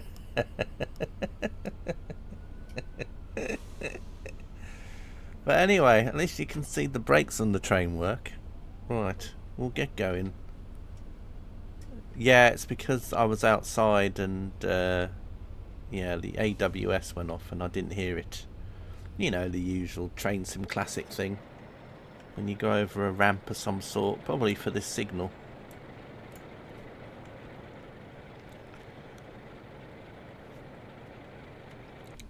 So, never mind. You'll get a bonus now. You'll get an extra couple of minutes now. Yeah,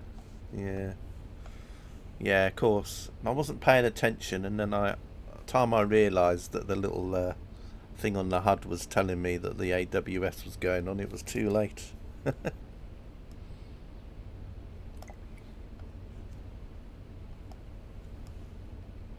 Unlocked achievement. Yeah. Anyway, we're coming up to Homerton or Homerton. Don't know how you pronounce that.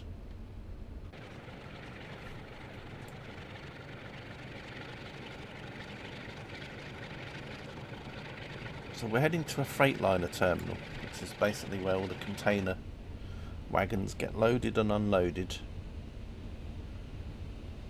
So they have a big crane there for lifting up the containers and things.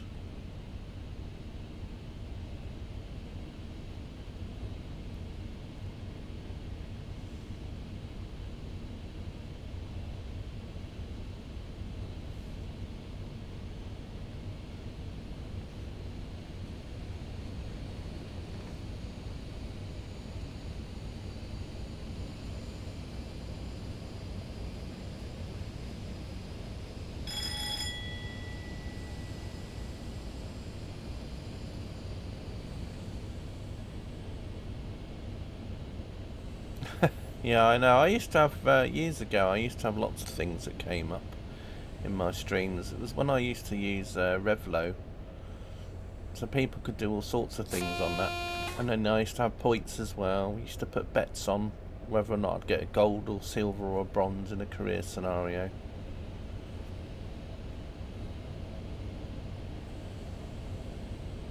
I used to have things for lots of things. CK had broke the train how many times this year? I should have thought about redoing that in January, but CK has gone through X number of red lights and CK has crashed the train X number of times.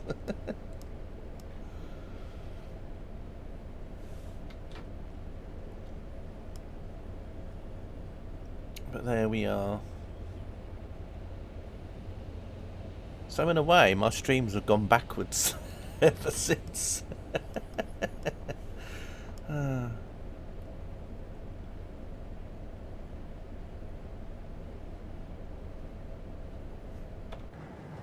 In more ways than one. Right.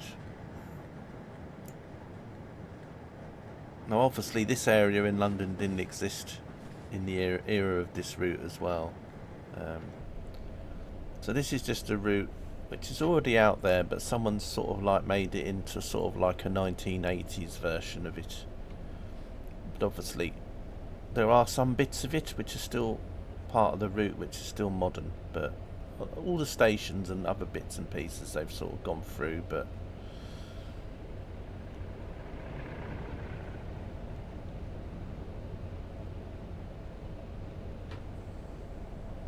regressed, yes. Yes, you could say that over time. Right, we're coming up to Hackney Wick.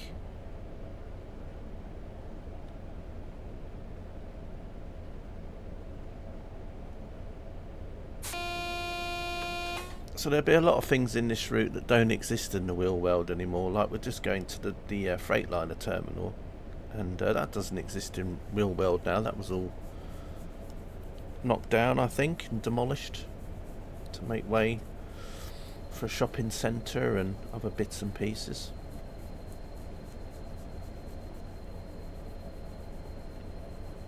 As far as I know, that is. I mean, I didn't notice it on any other routes. SPAD tab key required if the signal does not clear. Well, we're going to tab it. There we go. And magically it turned yellow.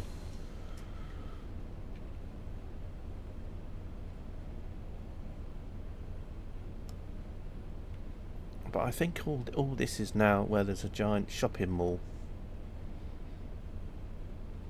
that we're about to go into. They also was part of the Olympic Park all round here, you see, Noxie. A lot of this was all wasteland and stuff, and then when they had the London Olympics, the stadium, the Olympic Stadium was built in this area, and the velodrome and some other bits and pieces. There was a big redevelopment around this area because of the Olympics coming in 2012. So there was a lot going on.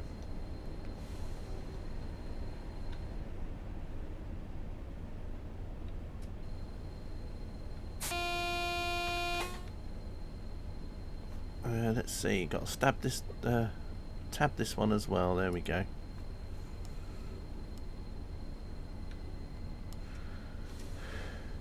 They never take that stuff down too. Oh, you mean the stadium and that? No, well the stadium ended up being used by West Ham Football Club, a Premiership football soccer team.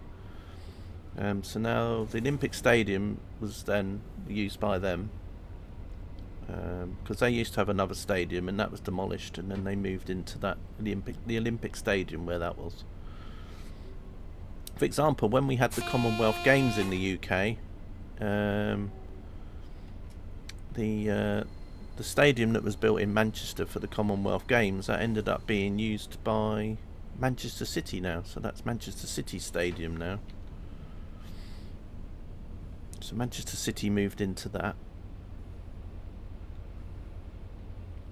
The velodrome and everything's still there though, and as I said, but all this area here was all removed. It's all gone.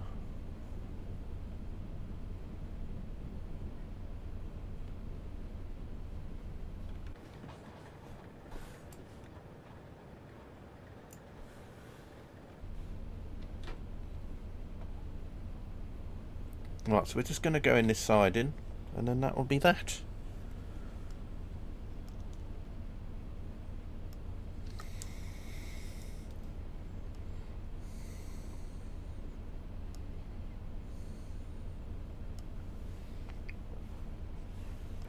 Although I might do a little bonus for Noxie, because Noxie's just popped in. I don't know if Noxie's busy. I might go on to Train Sim World 5 and just drive a journey on the Isle of Wight route from one end to the other. We'll go from, I think it's from, is it Shanklin to Ryde Pier Head? So we'll do that.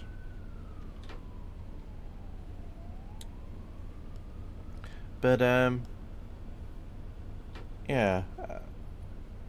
And then what I'll do before I do that, though, is I'm just going to put the links into chat for this route and the scenarios, just so that if people are interested, they can download them at some point. And then I'll just put the Be Right Back screen up. I'll go into Train Sim World 5, and then I'll drive a little bit on the Isle of Wight route, just a quick journey. Although it's not a quick journey as such, it's still about 20 minutes or whatever it is. So I think I'm going to go through this red light here. Oops. Well, never mind. It's all good. We've got to have a bit of red light action at the end there. The only good thing about me going through the red light, though, is at least there's some space at the back here now, because otherwise I would have probably had a little bit of the container sticking out over this road, which wouldn't have been good. So there we go. Always ending up with a disaster. Stratford Station is actually over here. Look at all the trains in here. So Stratford is right over here somewhere. There we go. Somewhere. Where is Stratford? Don't know. I've got lost. I can't remember where it is. I think it's here. I think this is Stratford down here. Yeah, this is Stratford. There we go. And this is Stratford. And as I said, all this wasteland was all built on. A lot of details. Yes, there is. Unfortunately, you can't really see a lot because of this sign in front of the screen there. But, yeah. Anyway, that was that. I'm just going to go into my browser quickly and just bring up some links for the bits and pieces. So just bear with me a minute. That'll do its own thing there. Right, and what I'll do is I'll just post them in a kind of order here. Right, the first link I'm going to do is for the route itself. So this is by Backdated Train Sim. This is the North London Line's BR Network South East route. As I said, you will need other requirements for that route, though. But that's where you can download the route from. And then the scenarios. Let's have a look for the scenarios. The scenarios I played today. So, let's have a look. So the first scenario, which didn't work, although that's not to say it won't work. It might have just been the fact that I was streaming today. Can be found here. That is the first scenario, which kept crashing, but that doesn't mean anything. Oh, someone's actually complained. They said, for some reason I get a dreaded out of memory crash. Sorry to hear that. It's quite an intensive scenario. With 36 AI services, I know it runs okay on other systems and can only suggest you try running it again after restarting TSE. But as I said, I was doing a stream, and I've sometimes found that when I stream, that a scenario might not work properly. Right, so we're going to put the other scenario in. So the scenario I actually ended up playing was this one, the light-engined Class 31 scenario, which you can get there. And then the scenario I played just now with the Class 47 is this one. It's made by the same scenario creator. Actually, all scenarios I played today are all by a user called Fastleg. So yeah, anyway, that's going to be that one. Right, so there we go. Right, sorry about the background noise there. That's what happens when you live in a busy residential area. Right, I'm going to put my Be Right Back screen up now, and I'll be right back just with a quick drive on Train Sim World 5. See you in a bit.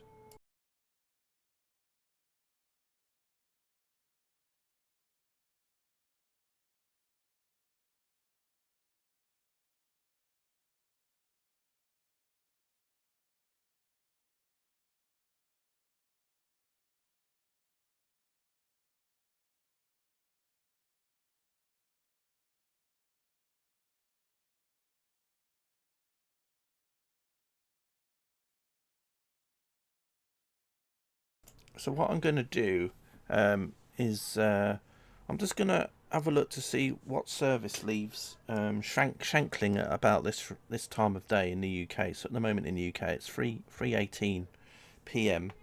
in the afternoon. So I'm going to have a look to see if there's any services that are leaving at about this time. I'll set it to blue skies as well, because today in the UK, well, in this part of the UK where I am, it's a nice sunny day today.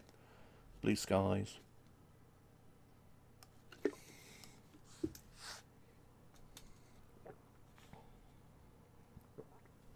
But yeah, I got this route the other day in the sale, because I'd not, even though Isle of Wight route had been out for a long time in Train Sim World, I'd not actually got it yet. So, well, it was quite a good discount in the sale. I bought it. So we're just going to wait for it to load up. Of course, everyone today on Train Sim World, well, not everyone, but a lot of people today will be playing Thomas the Tank Engine, because Thomas the Tank Engine came out today. But it's not going to be a route that I'm really going to get myself. Although if they end up having it for 80% off in a sale, then who knows. There are some routes which I wouldn't normally buy, but if they go down to 80 or 90% in the sale, then normally they do end up in my basket. You got the Isle of Wight locos and the Long Island Railroad. Oh, nice, Katie. Yeah, you probably got the newer version of Long Island Railroad, wasn't there? Because there was two, wasn't there? The original one, and then they did an update, which I think a lot of people weren't happy about.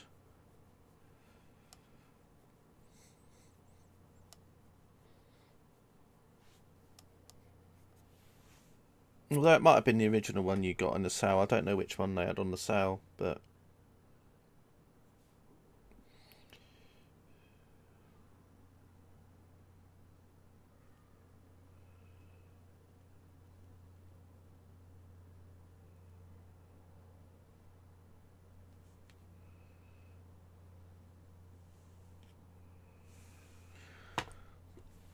so just waiting for the hamster to recharge. He's just having a turbo pill to make himself go faster. Although on the Isle of Wight route you don't really need to go fast, so it might have been in vain having an overclock pill.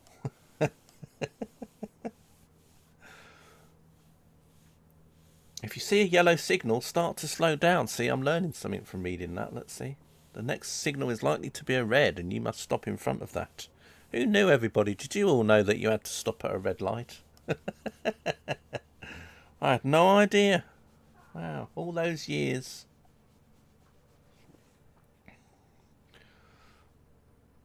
News to you. Oh, you can't see because obviously I've got the Be Right Back screen on.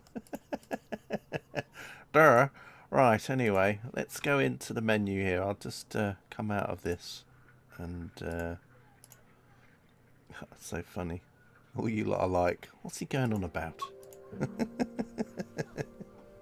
Right, we're going to go on the Isle of Wight 2022 version of the route. Just going to wait for it to appear on the stream. When it does, Come on, hurry up. There we go. Right, so we're going to go on Isle of Wight 2022. And then we're going to do timetable mode. And then we're going to go to class 484. And then we're going to choose a service that's going from Shankling at about this time of day, more or less. So we'll go down a list. So we got the... so the nearest, I think, is the 1515. There we go. So we'll do that one.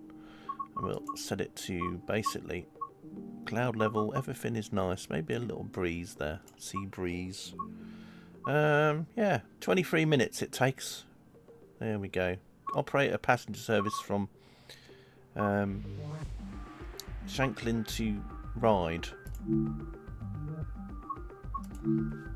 It will take me 26 minutes just to get the train working.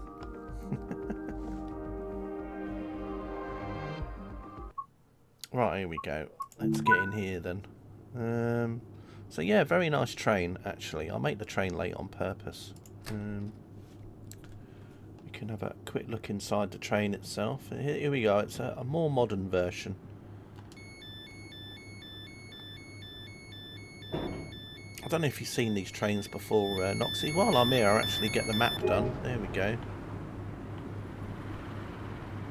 So here we go. We got the Island Line. So this is using a mod, so we actually got the proper liveries, because the livery you get normally with the train is a fictional livery, because they didn't get the licensing from the actual rail company. But so we're here at Shanklin, which is the end of the line, so to speak. And then we've got this little bit of artwork here. Welcome to Shanklin. Just smile and wave. So we got all this. So we're supposed to have been leaving already, but you know me. You know me. Always. Oh, hang on a minute. I got on there, did I? Well, we'll just go down here. Right. I could have just got out the door by the train. Got that lovely seat as well. Very nice and comfy. Right, so we'll get in here and we'll put the reverser on, which is around over there. There we go. Go into neutral. And then we've got to turn the headlights on.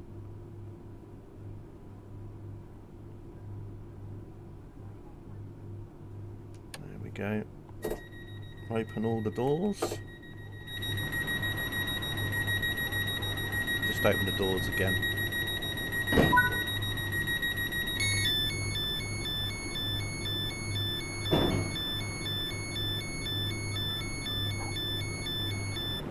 There we are. I hope you can all hear the sounds. Let's have a look. We've got the sounds on? Yes, you have. Right, okay. We've got a horn. And we've got a whistle. That's if you want to pretend you're a steam locomotive.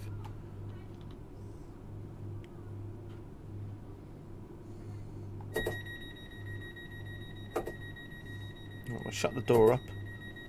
You would think this train's used a lot. Yes, well, because it's literally going end to end all day long.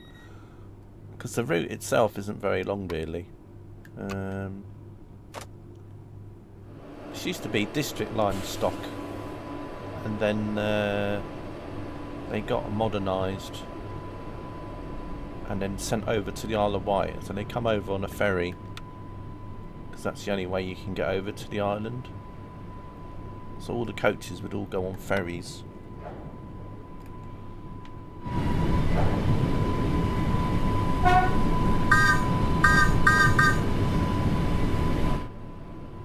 Right, anyway, off we go. So we're going to head to the first station, which is called Lake. So these used to be London Underground trains originally.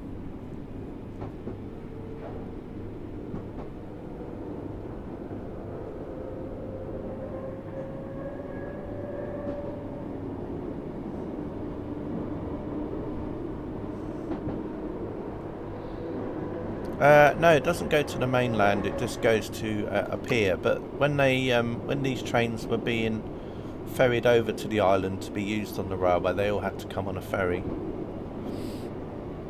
when they were being delivered.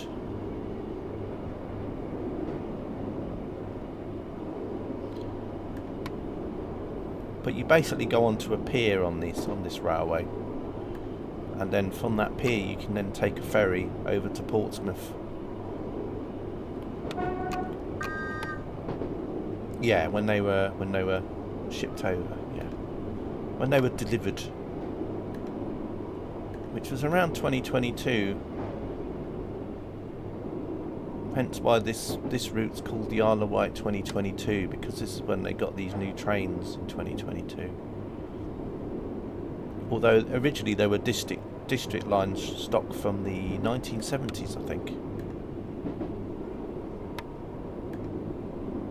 But then the district line got new trains, so obviously these got sent down to here. Now the reason why the Isle of Wight has this is because the railway hasn't got very big tunnels, so they had like these kind of trains on the route because full-size trains won't really fit, so they'd have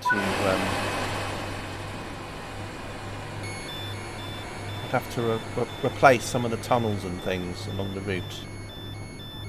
They'd have to rebuild them and things. Yeah, exactly. They got hand-me-downs. Quite a few places in the UK get hand-me-downs when it comes to trains. Not everywhere gets brand new trains. Sometimes they get trains that might have been in use somewhere else, and then they'll just get given them. A bit like ScotRail, for example. You know, with the HSTs. I mean, the HSTs. Some of them were scrapped, and some were sent to Brazil, and some went to Nigeria. And then some of them went to Scotland, for example. So now they're being used in Scotland. Sandown is next.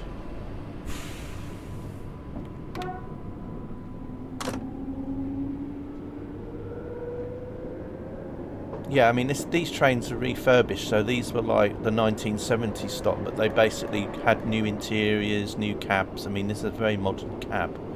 The original cab from the 70s is a lot different to this. So even though the body of the trains are from the 70s, the actual everything else was modernised. So these will probably last quite a while.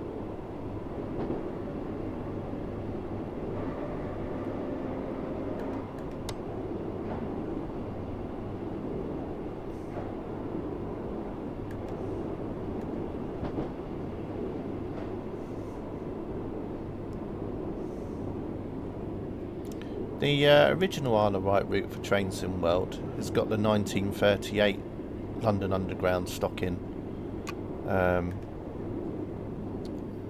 and then before that there was they had stock on there that was even older from before.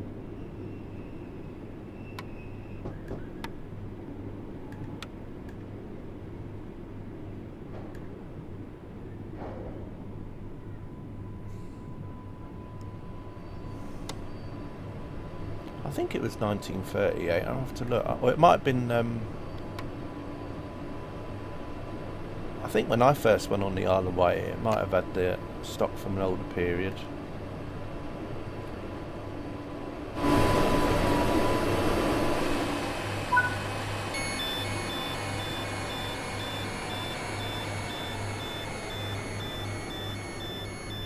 But yeah, all the trains have got all the modern LCD displays and things on it.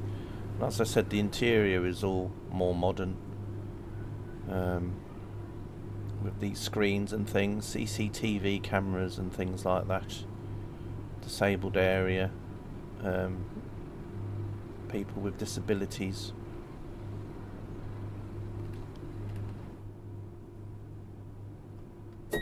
But the Isle of Wight used to have a very extensive rail network. If you get this route on TrainSim Classic, which is very old, it's one of the first routes that ever sort of came out for TrainSim, apart from the ones that actually came with it. Why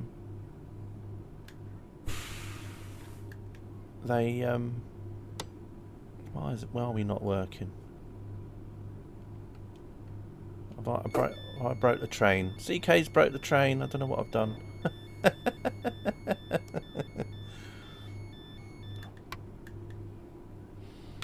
CK has broke the train.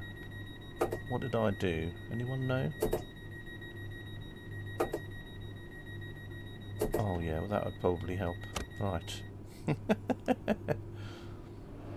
Right, Braiding is next. But yeah, very old London Underground stock was on this route.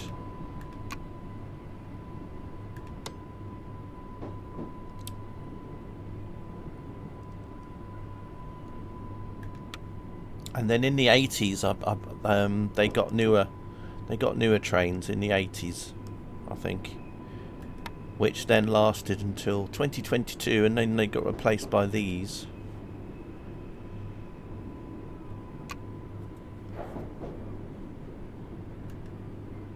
But the original route on Trainspin Classic, as I said, they've also got the steam railway part of it, because there is a heritage line on the Isle of Wight, which is a steam railway, which is what originally they used to have.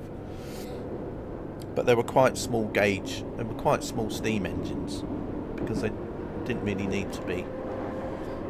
You know, because the island's not really huge, so they didn't really need to have steam engines that go on long journeys. So they were quite small steam engines. So, but then that meant that when they had to then replace the steam engines with newer trains, then obviously there wasn't much choice because of the fact that the tunnels and the bridges were quite small. So they could only really fit London Underground trains on this island because of the size.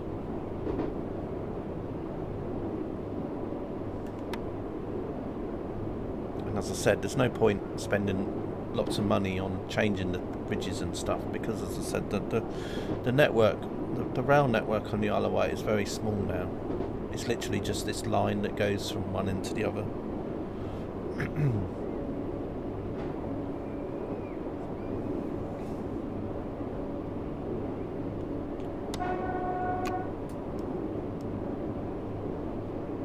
Top speed as well on this line is 45 miles per hour. And a lot of it is single line, although at one point it was double track as well, but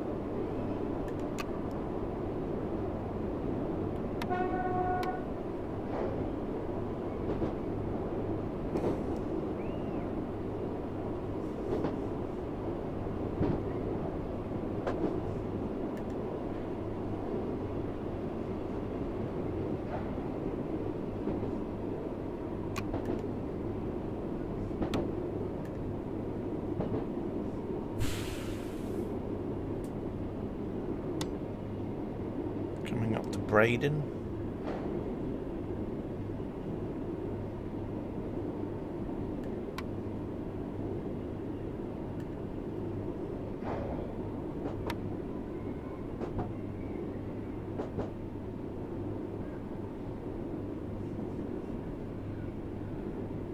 So you can see there's another train waiting for me here. We're about a minute and a half late at the moment, so not too bad. I'm speeding a little bit here, but I'm just trying to give this other train a little bit more, a few seconds extra.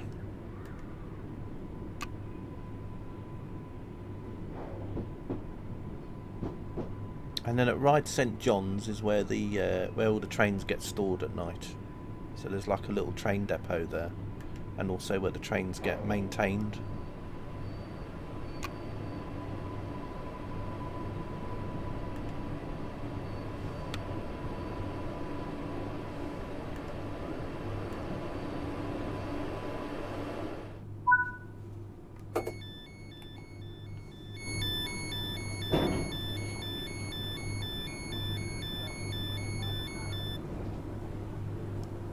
Quite nice little stations though. There's a signal box over there. I don't know if you can actually walk in there or not when you're walking around.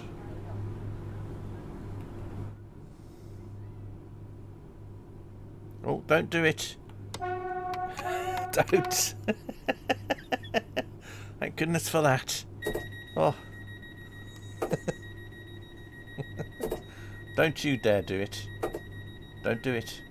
Oh dear. I think there's a lot of... it's nice to see they keep the signal boxes. Yeah, I don't know if they actually get used or not, or whether or not they're actually not really used anymore. Although they might still be, because there is like a little loop section here, so... Right, anyway, let's head to Smallbrook Junction, which is the station you want to go to if you want to ride on the Heritage Railway. 'Cause it literally links up with the Isle of Wight Steam Railway at that station, so you can literally get off that train and then you can get a steam engine that takes you down the Heritage line.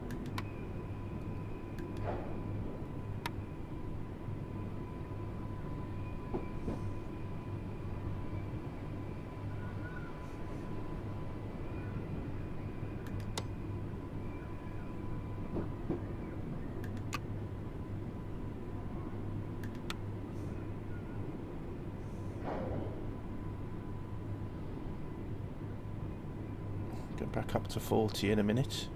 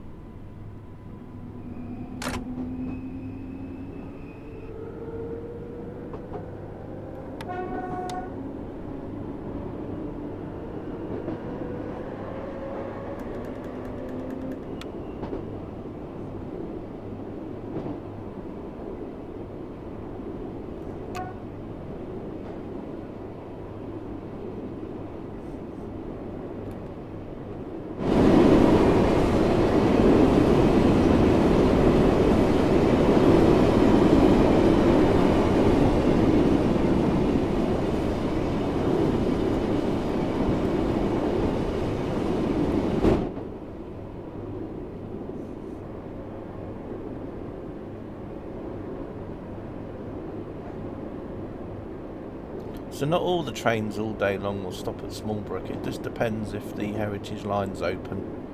So, for example, trains in the morning and the evening when the Heritage line's closed for the day, there's no point having trains that stop there, so then they won't stop at the station. So the early morning trains won't stop there, for example.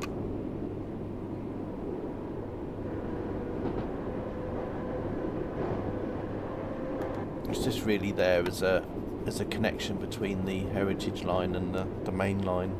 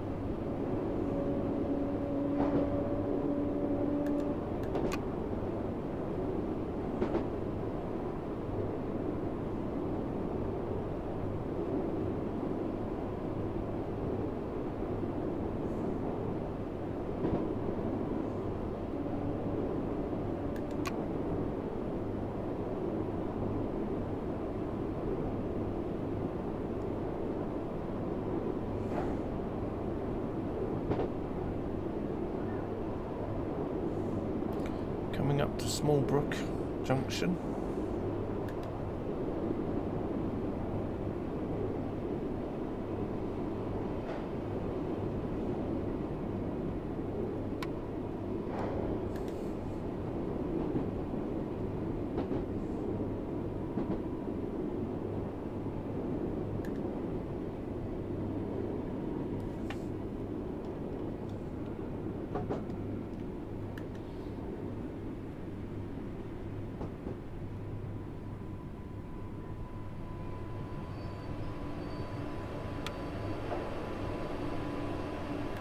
We'll just get off here briefly.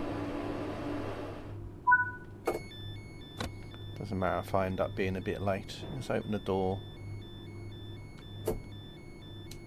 There we go. Just come out here. So yeah, what you would do is you would... oh, someone's left their hat behind. Oh, there we go, a yacht hat. Who knew? Right. So yeah, you literally come along here. Oh, you're right there. It looks a bit... It's like it's shrunk.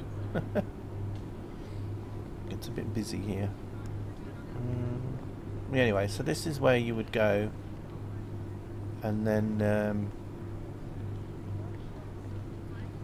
this is where you can buy the tickets for the steam railway if you haven't got one already. And then you would wait here.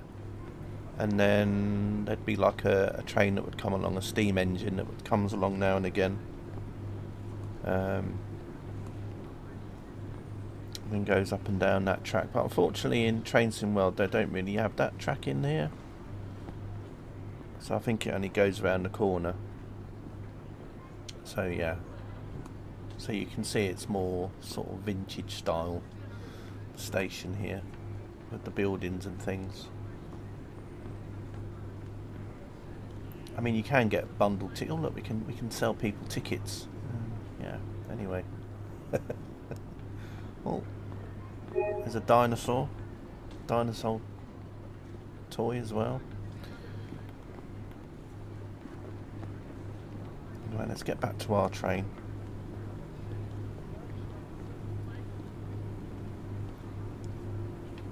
Is that a poster need doing? No. Love where you live. There we go. Right, anyway. So let's get back on the train. Should have stopped a little bit further up, but never mind. Let's get back on. Sit down here. Shut the door up. And we'll get going. Station has a dual identity. Yeah, exactly.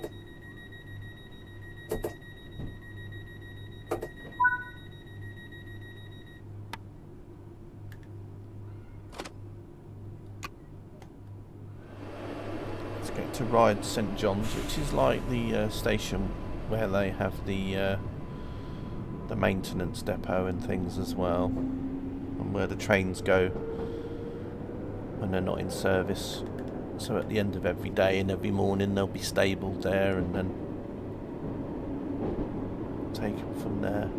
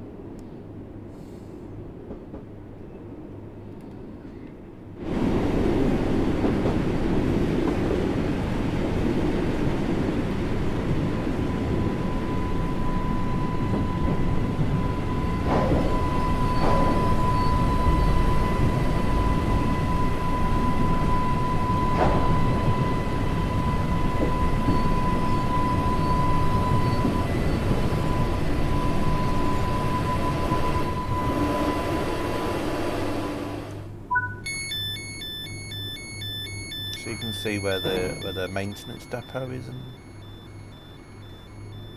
there's a little pit there as well in case, you know, the mechanics and have to work underneath the train, and some trains get parked up there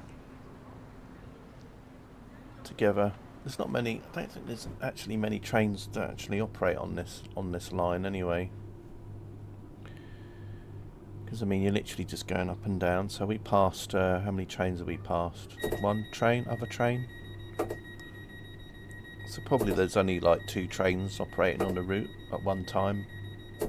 Although they might have times when they in the summer months when they might have like a full coach train sometimes, you know, so they might have like 2 trains bolted together.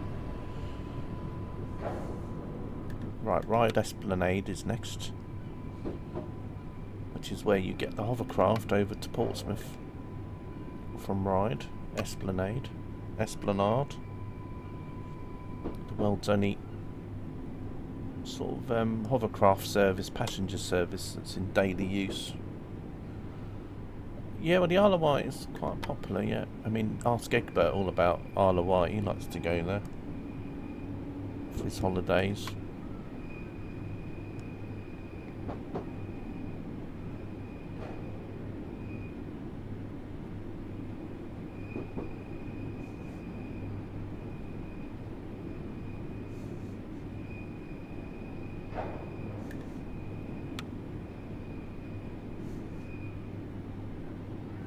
But yeah, quite busy quite popular in the summer months. Only when you're invited. Oh.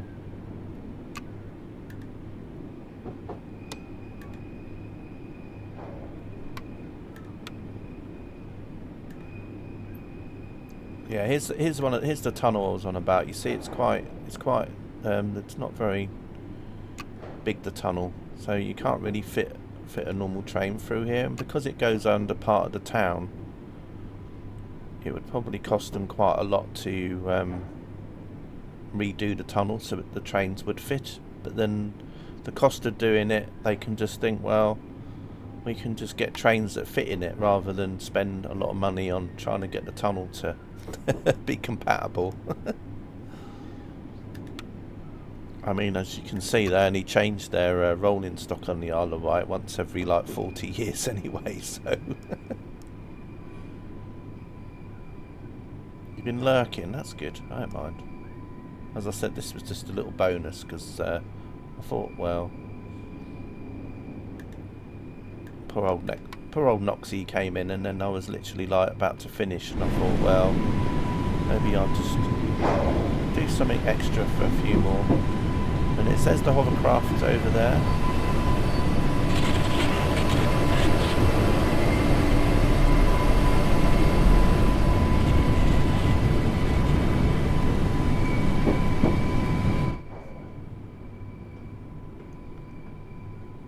So this is where the main bus stop at bus station at Ryde is as well.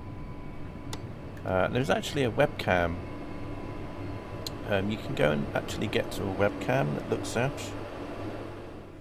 Yeah, in a way it was a bit like that, Noxie, definitely. Right, let's open the door. Let's open the cab window. Sorry, not the cab. Open the cab door, sorry. It just goes over to Portsmouth, Noxie. We used to have hovercraft that went over to the France from Dover. Well, from Folkestone. But, no, sorry, from Ramsgate. But, no, was it Ramsgate? I think Ramsgate and Folkestone used to have hovercraft, but they used to carry cars. And they were quite big hovercraft. But then when the Channel Tunnel come along, they went out of business, basically, because they were not profitable. So they stopped operating. But that was the quickest way over the English Channel at one point, was on the hovercraft. But they have the passenger hovercraft now that takes you over to Portsmouth, and there is a website you can go to on this building here, I believe. I think it's this one. They've got a webcam on the roof which looks over out to sea, so you can watch the hovercraft. Actually, what I might do is at the end of the stream I might find the link to that camera and put it on there, and then basically what you do is you get off the bus here, because there's the bus station here at Ryde, or you get off the train, and then if you want to go on the hovercraft over to Portsmouth you can, and then you go over to here. This is where the hovercraft terminal is, where you buy your ticket if you haven't got one already. Because if you've come from the mainland, you've probably got a return ticket anyway, and then you get on the hovercraft and then you go over to the other side, basically. But you can also get a passenger catamaran from the end of the pier, which is another option that people have. because then you can go to Portsmouth Harbour on the catamaran, and then you can literally get a train from Portsmouth Harbour Station, which is already covered in other trains and classic routes, like the Waterloo direct line, for example.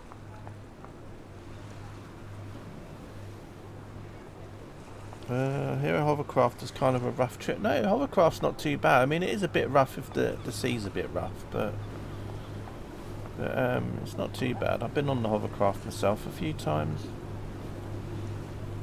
And on a day like today, it's pretty smooth, pretty good. The cool thing is, though, is here, for example, when the tide is out at Ryde, it goes out quite far. So it's really cool when you go on the Hovercraft, and then it literally comes out, and then it goes across the sand for ages before it goes into the sea. It's pretty cool. Love the tracks on the pier. Yeah. Yeah. There's not many railways in the UK that go on the pier. The only one that I can think, the only other one I can think of at the top of my head is the Southend Pier Railway, which is more of a smaller gauge, smaller trains, but that goes from one end of the Southend Pier to the other. But Southend Pier is the longest pier in the UK. I think it might be one of the longest piers in the world, actually. It's quite pretty long. Hovercraft are very versatile, yes. Yeah, the ones that used to go off the channel, though, were huge, and they used to travel at about 70 miles per hour. Although I think the speed record for one across the channel was about 90 miles an hour. Something like that. When they went. And they used to carry lots of cars and passengers. It was more like you were going on an aeroplane. They'd have like stewardesses and that on the hovercraft, you know, duty-free trolleys. You'd literally drive your car onto the hovercraft, and then along the sides of the hovercraft there would be like a passenger cabin, a bit like in an aeroplane. Because in a way it was a bit like an airplane. You mean this is a short trip on this pier? Is that what you mean? But the hovercraft over to Portsmouth, I think, is only about 10-15 minutes. But the hovercraft to France, I think, was about 45 minutes, I think. Something like that. Or half an hour, I can't remember exactly. But compared to the ferry, which was a lot longer, it was quite... Yeah, it used to whiz along. Yeah, it was about 70 knots, I think normally it'd do. But of course, that would depend on the channel itself. If the channel was quite rough, then obviously it would go across a little bit slower. But if it was quite smooth, you could go quite fast. There are loads of videos on YouTube where they, you know, you can find out about the hovercraft.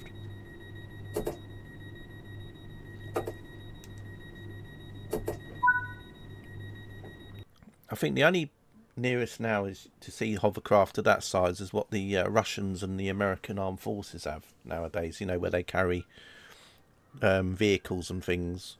They're probably the nearest you get these days to that sort of size of what those hovercraft were. Why don't I do a return journey? I think I'm going to do a return journey as well. Yeah, exactly. Yeah.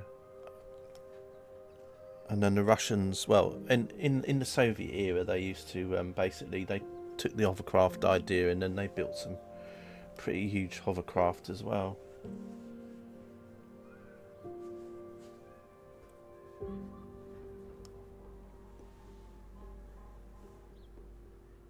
Right, I'm just going to come out because I'm going to go back to the original route so you can see a little bit of what the original trains used to look like before they got replaced. But obviously there was tube stock before this as well. So what we got for time? What's the time now? 5 o'clock. So we'll do one going from here go in the other direction. So we can do Ride Pier, head to Shanklin, and then we'll set it to things. So we'll go back the other way as well. I've just got to remember if I can drive this one. I wish they had more civilian usage. Yeah, as I said, if it wasn't for the fact that Channel Tunnel come along and then basically took a lot of traffic away from the hovercraft, we probably still would have had the hovercraft today. Right, so let's just have a quick look at this one. So, oh, I've got to bend down. So this is what the tube stock was before the newer ones come along, and then they had tube stock before this as well. So this is like the old 1938 stock, this one.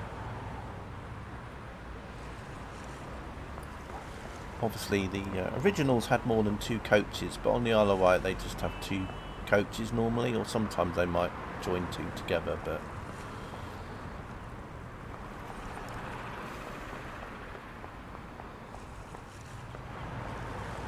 so these are the same sort of trains you used to see on the London Underground. I'm trying to think what line this was on originally, these ones. Got to do all this down here. Master key in, and then the master key lever. And then turn on the lights. I've just got to remember from what I remember from the tutorial that I did a little bit earlier today, because there we go. Right. Put in the reverse key, put it onto forward 1, unlock the doors. Oh, I better turn the lights on actually, hang on a minute. Let's come out of here. I think I've got to walk through here first, because I think I've got to turn the carriage lights on. I think you've got to do it here somewhere.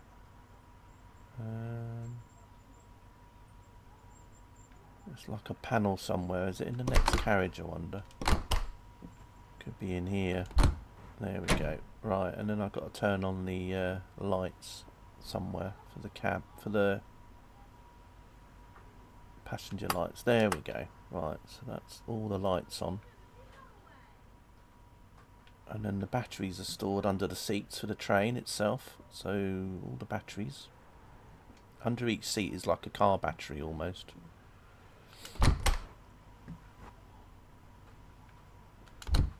For the motors or whatever it was. Something like that anyway. Right. Not under every seat though. I think there was just a few batteries. I think they were for the lights and stuff. Right, anyway. Probably wrong. Right, let's get going then. Let's head back to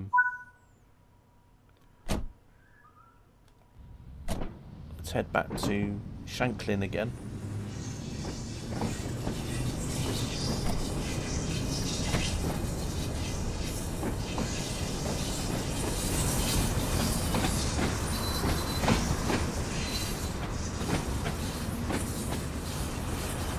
So this route is also the older version of the route, because when they introduced the new trains in 2022 they also upgraded the signalling, so this will have some of the older signalling for the route as well.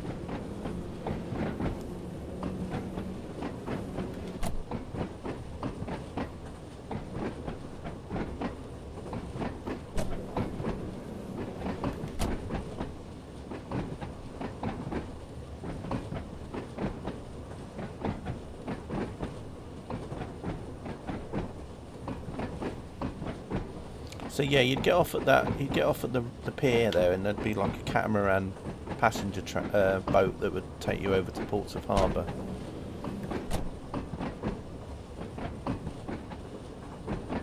Which is quite competitive with the hovercraft, because obviously being a catamaran ferry, they can go quite fast themselves. You know too much? No, not really. I mean, in the Isle of Wight is kind of not too far away from where I am as well. I mean, if I wanted to go to the Isle of Wight for the day, it wouldn't be difficult.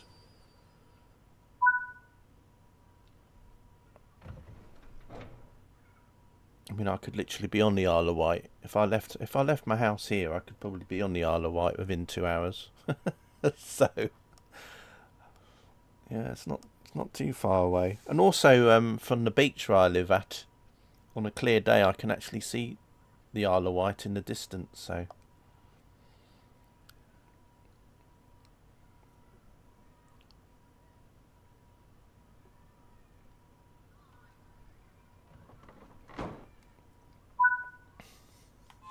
So this one doesn't have a horn, just has a whistle.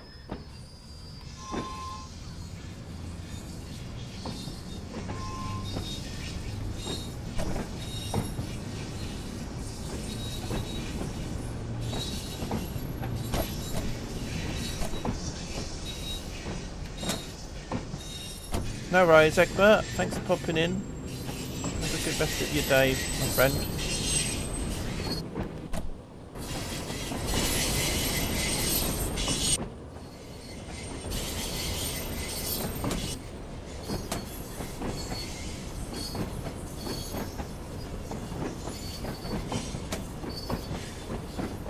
Oh, hang on, Noxie. I think I know what I've done. I think it's because I hadn't lowered the volume of the game because I was playing it yesterday. And, yeah, sorry. That's my fault. Because normally I have the game volume a lot lower when I'm streaming it, but I was playing this yesterday, and of course I wasn't thinking about playing this today in a stream. I was just, things. So yeah, you've probably been struggling to hear my voice.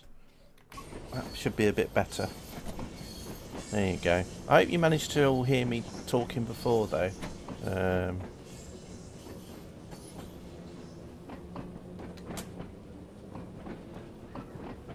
So it should be a bit lower for you now.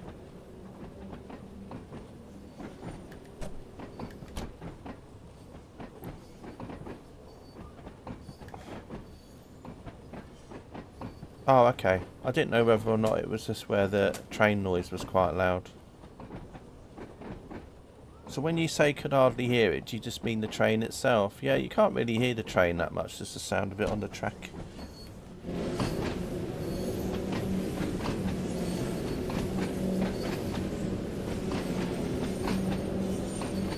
Oh, the horn. Okay.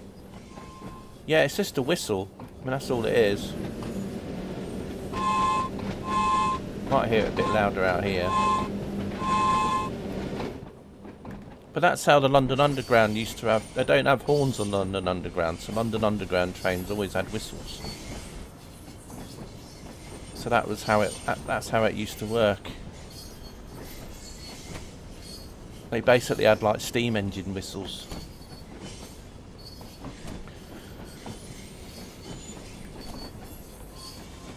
But yeah, it's not very audible. If I open... Oh, hang on. I guess you can't open the window, but never mind. You see that they got the older signals on here. That the newer route, based in 2022, had like the proper newer signals, but they've got the older style signals here.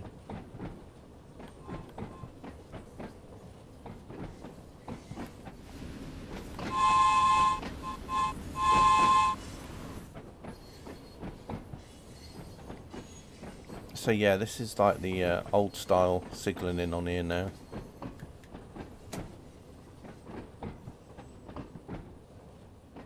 So it's good in a way, because if you want, you can basically go into free roam if you wanted to, and you could basically drive the old route with the new ones, or you could drive the new route with the old trains as well.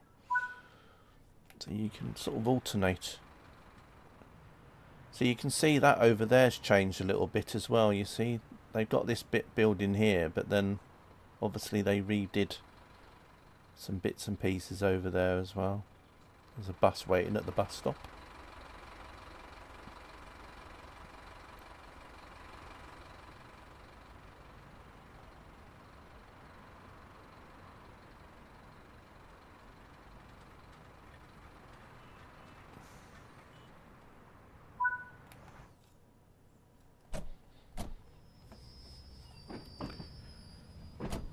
Yeah, it's just because while they were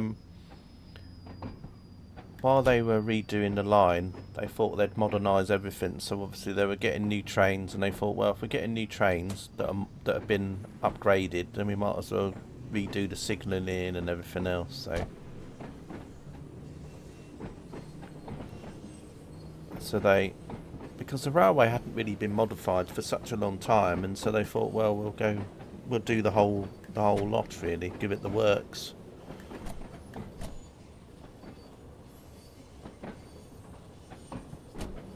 So while they were redoing the line and the signalling and other bits and pieces, then they could obviously have the time to ship the new trains over, and then while the line was out of use, then obviously the new trains could come over at the same time. Because they have like quite a good bus service on the Isle of Wight anyway, so it wasn't like it was a big issue, because there were still buses that people could take, so it wasn't really a big problem with the railway not running for a while. I can't remember how many months it didn't run for, but it was in the winter months as well, so it was during the busiest time of year for tourists, and that they weren't, obviously, that they could still, so it was just in the winter months. Yeah, bus service is alright. Goes around the island, different things. I'll have to do a flight sim around the island at some point.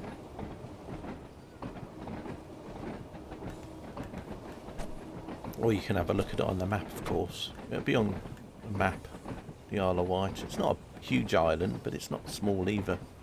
Right, we've got a red light coming up.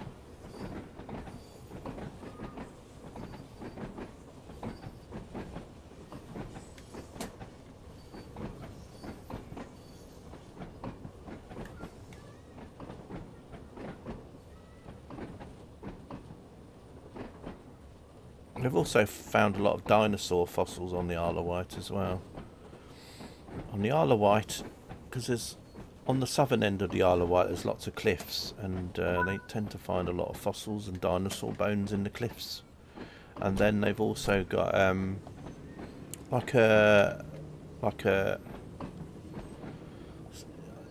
it's kind of like a theme park in a way, which is called Black Gan Chine, which has got things relating to dinosaurs.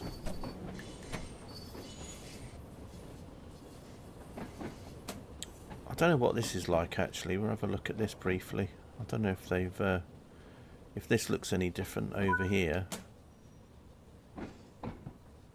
or if this is going to look the same. Oh, we're not supposed to stop here actually. Never mind. I think it's the same. Yeah, I think it's the same assets in here anyway. Although, yeah, you can't. They've obviously upgraded it because you can actually go in the ticket office in the newer version. Anyway, I'm not supposed to be stopping here, so Jurassic Isle, yeah, and then also across the coast, you have the Jurassic Coast through Dorset and that, and they find a lot of dinosaur fossils and that here as well, there as well.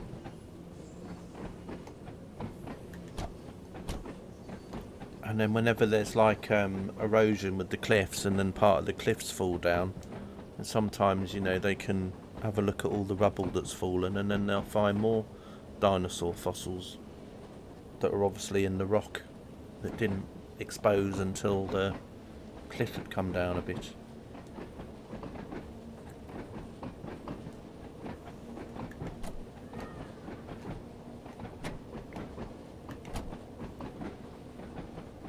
I mean, we had something cool off our beach the other day because of the winter storms and that, and we got some quite old rocks just off where our beach is here, and where some of the sand had sort of like washed away a bit, and then it was exposing the rocks underneath. You know, they noticed that there was some I'm trying to think of the words they call it, but it's where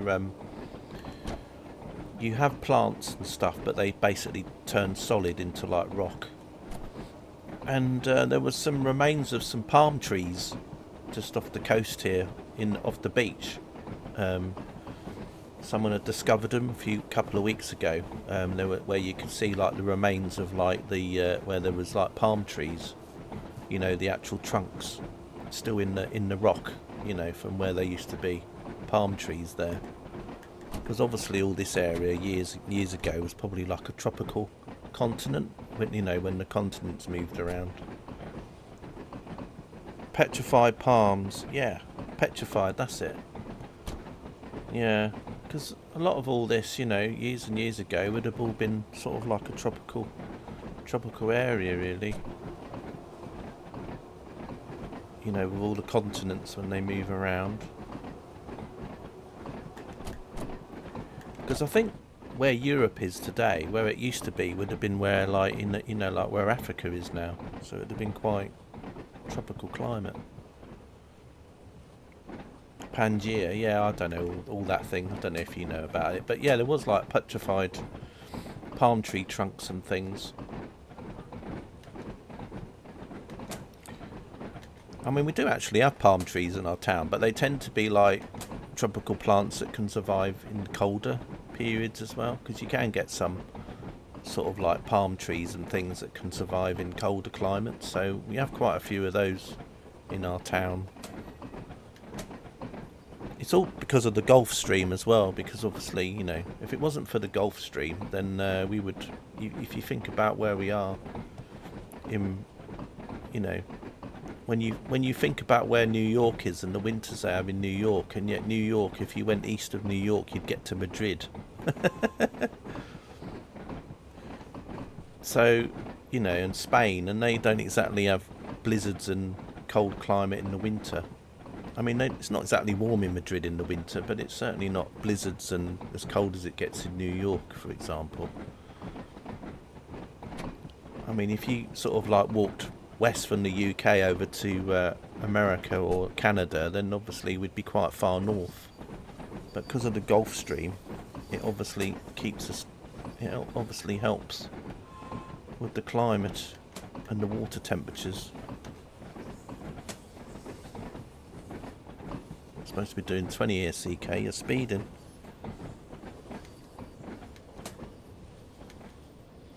Yeah.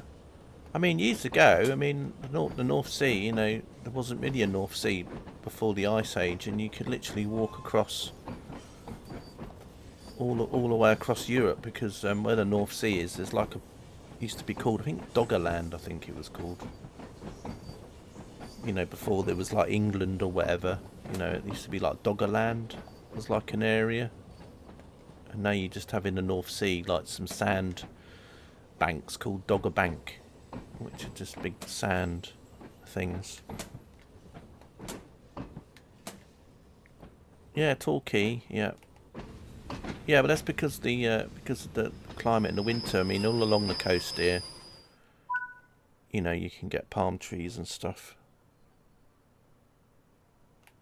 We have things along here like winter gardens as well, so you'd have a lot of plants that could obviously still grow and bloom in the winter time, so then you'd have things over in the UK called winter gardens.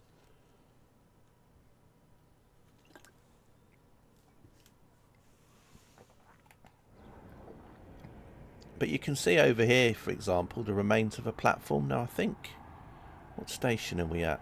Braden. Now I think they actually, didn't they? I can't remember from the last route that we played whether or not this actually had the track in it again, and you could actually go onto this side. I think you could. Can't remember. That's how bad my memory is. I can't even remember something from about half hour ago. Yeah.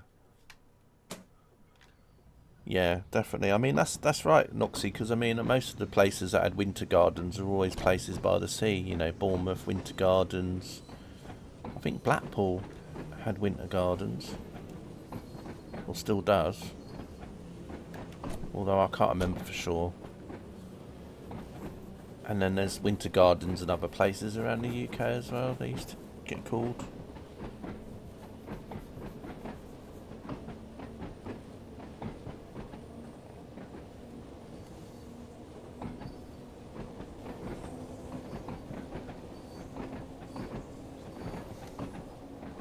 Right, we're heading to Sandown now.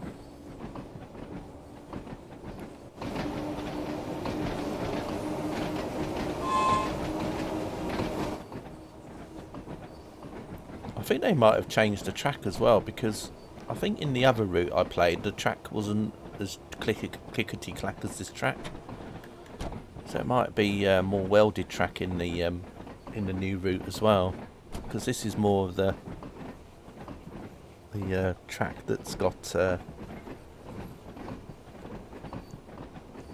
short sections on it. Roses grow on the waterfront. Yeah, that's nice.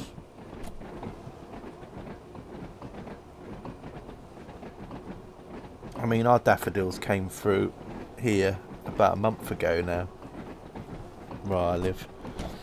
It's always different. There's a roundabout not far from where I live, and that always gets full of daffodils at certain times of the year, and you can always tell how mild the winter's been depending on when the daffodils start appearing on the roundabout. So sometimes we've had years where they don't appear until like February, March time, and then one year we had it and they started to appear in January. But of course it caught them off guard because we had some mild weather in January for a few days, and then they started to appear, and then literally just after that it got cold again. Yeah, same here for daffodils, but the apple blossom trees are late by about 3 months. Yeah. Yeah, Sweden I always found interesting because their spring was so short when I lived in Stockholm. Literally their spring would only be like about a month, and then it would be full on summer. It would go so fast. It would literally be, and it's the same in the other way round. It would literally go from autumn to winter in literally like a month.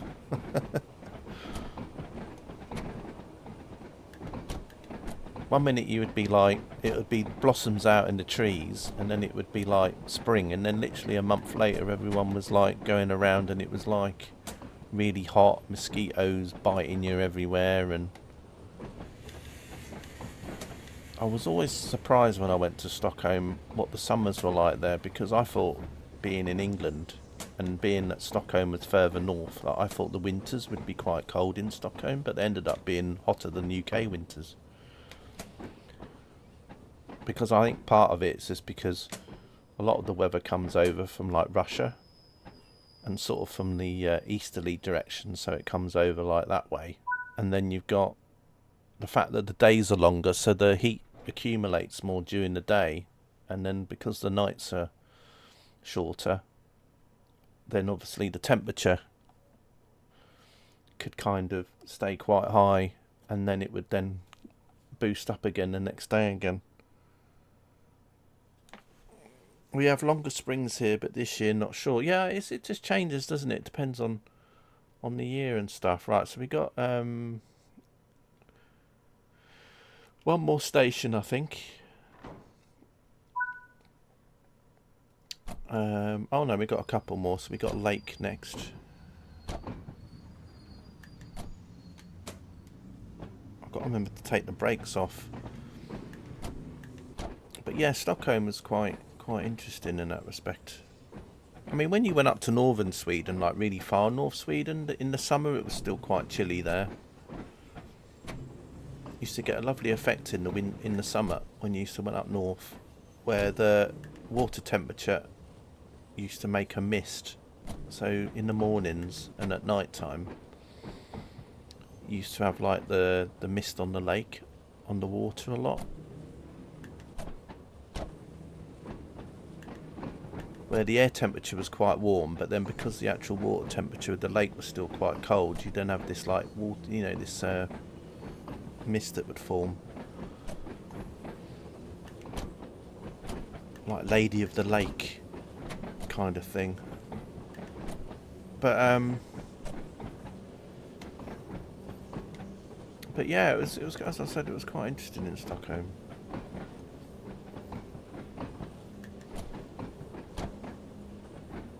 But the only thing I didn't like about the summertime in Stockholm was like the mosquitoes, because there's a lot of water, and then there's a lot of mosquitoes flying around everywhere. Well, not just mosquitoes, but other sort of flies that always like used to bite you and stuff. Especially when you used to go into wooded areas like forests and stuff, they'd be everywhere. Every time I used to go up to northern Sweden, I always ended up having to take loads of like repellent with me. Because they used to like eating me alive all the time. I used to literally have half of me that was bitten, and they always used to leave the other half of me alone. So it was like one leg would get bitten a lot and the other leg wouldn't get touched. Yeah. Anyway, talking about mosquitoes and lakes, we're just about to show up at lake. But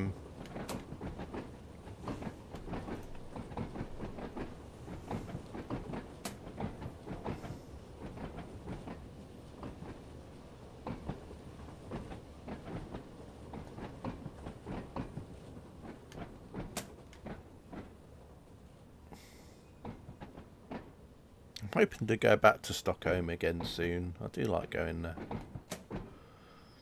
It's not too far away either, flight time wise. It's about the same as flying from, say, New York to Florida. You know, northern. You know, about two hours, 2.5 hours normally.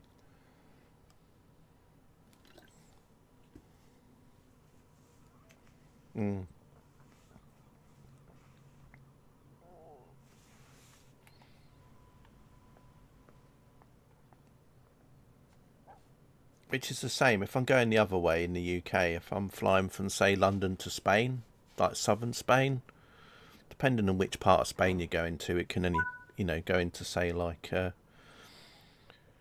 the southern part of Spain, near to where like Gibraltar is, and that's normally about 2 hours, about the same as going to Stockholm in that direction.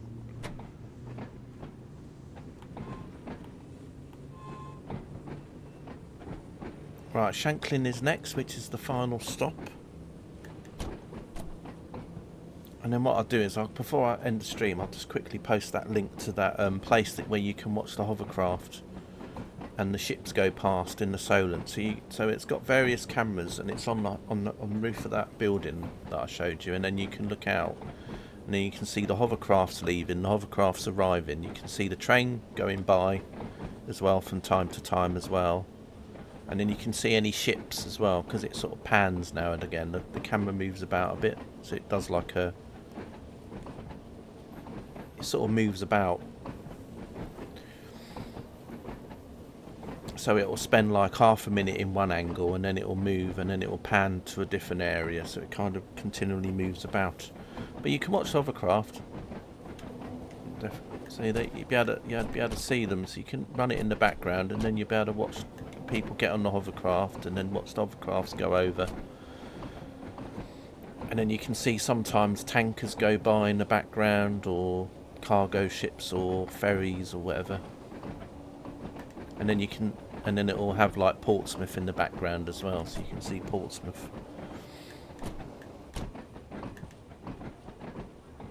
There's another camera someone has somewhere else that basically is on Southampton water, so whenever there's like a liner going by. I used to sometimes watch this guy that used to post these YouTube videos where he would be based, I think it was somewhere near Fort Lauderdale, and he'd have a drone, and then whenever like a large liner left the port, he would then fly the drone over to where the liner was, and then he would fly around the liner and get quite close to like the decks and that, and then people would be waving at the drone, and then he would fly it back to the beach where he was.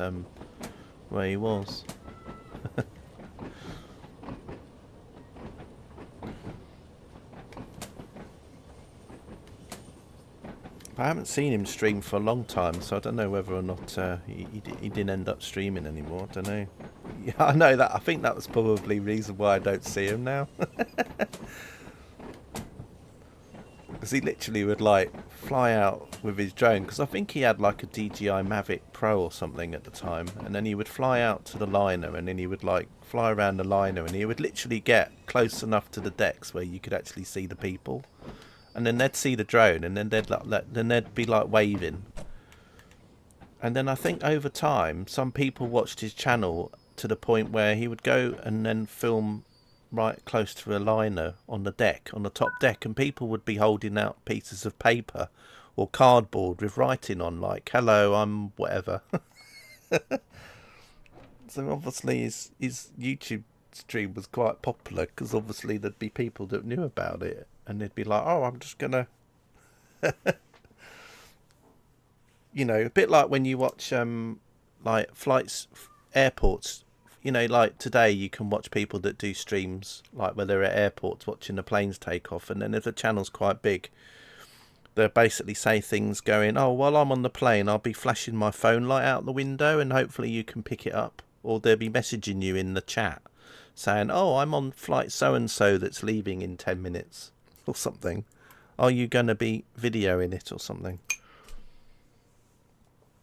I'm trying to... One thing I did actually, Noxie, that was pretty cool is that sometimes when I'm at my beach, sometimes I'd take pictures of planes flying over to Gatwick. So in the mornings you get a lot of flights over from the from America and Canada come over, and they go to Gatwick. You know, so you get JetBlue, you know, Air Transat, whatever, Norse, BA, etc. all going to Gatwick. And then one day I took a picture of an Airbus A321 that would come from I think it was from Toronto. It was either Toronto or the other airport that's on the eastern side of Canada, but I think it was Toronto. So anyway, I took a picture of it, and then I put down the date, the flight number, where it was from, and I put it up on Instagram. And then literally the next day, someone commented and said, "Oh, I was the first officer on that flight." And it was his first time he'd been to London, and it was on the plane or whatever, and he was like really happy that someone had taken a picture of his plane flying over where I lived. So I like followed him on Instagram after that.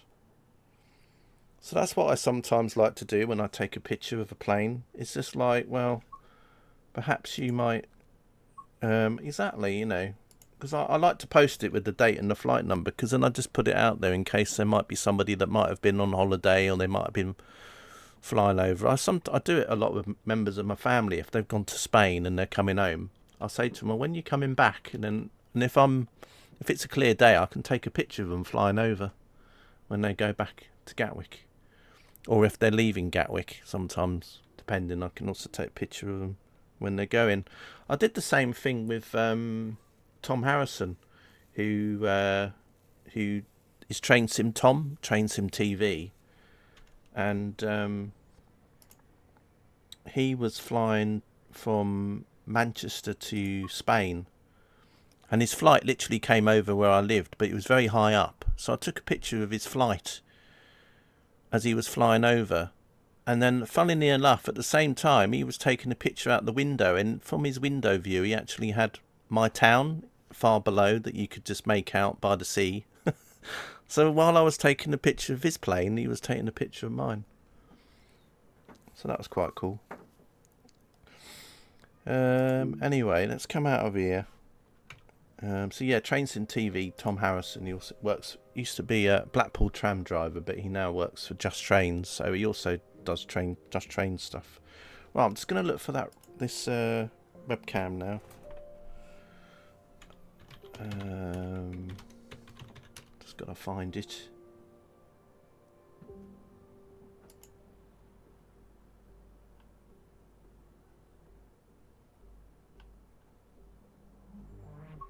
Let's see if I can find it. Just bear with me a minute.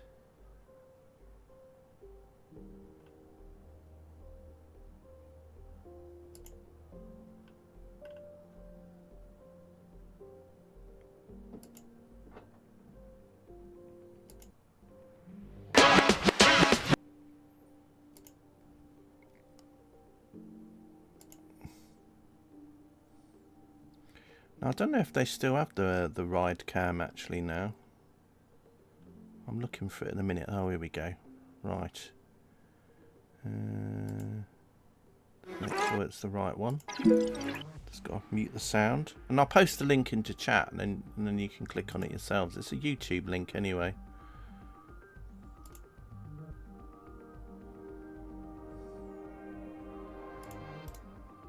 Right, here we go. I'll just post it into chat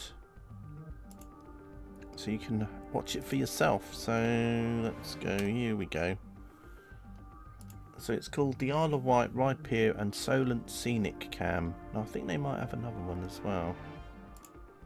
And as you can see, it pans about.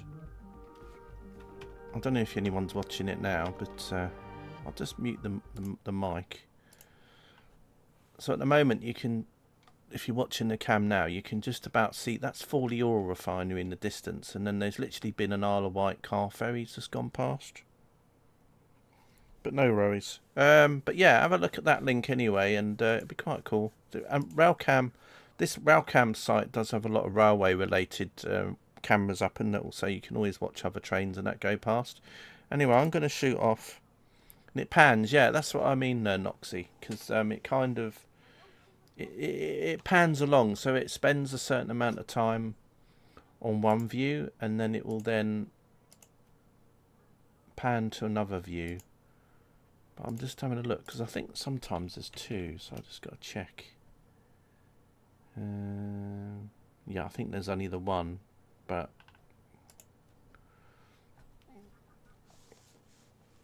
yeah, no worries. Right, anyway, I'm heading off now. So thanks everyone for watching the stream. Hope you enjoyed the scenarios earlier. Sorry about the first scenario not working properly, but we did get it sorted out in the end. So yeah, hope you enjoyed the two scenarios, and then obviously the little bonus of a backwards and forwards journey on the Isle of Wight. And yeah, I'm going to head off now, and I'll catch you all later. So take care of yourselves, and I'll see you all again very soon. Bye for now.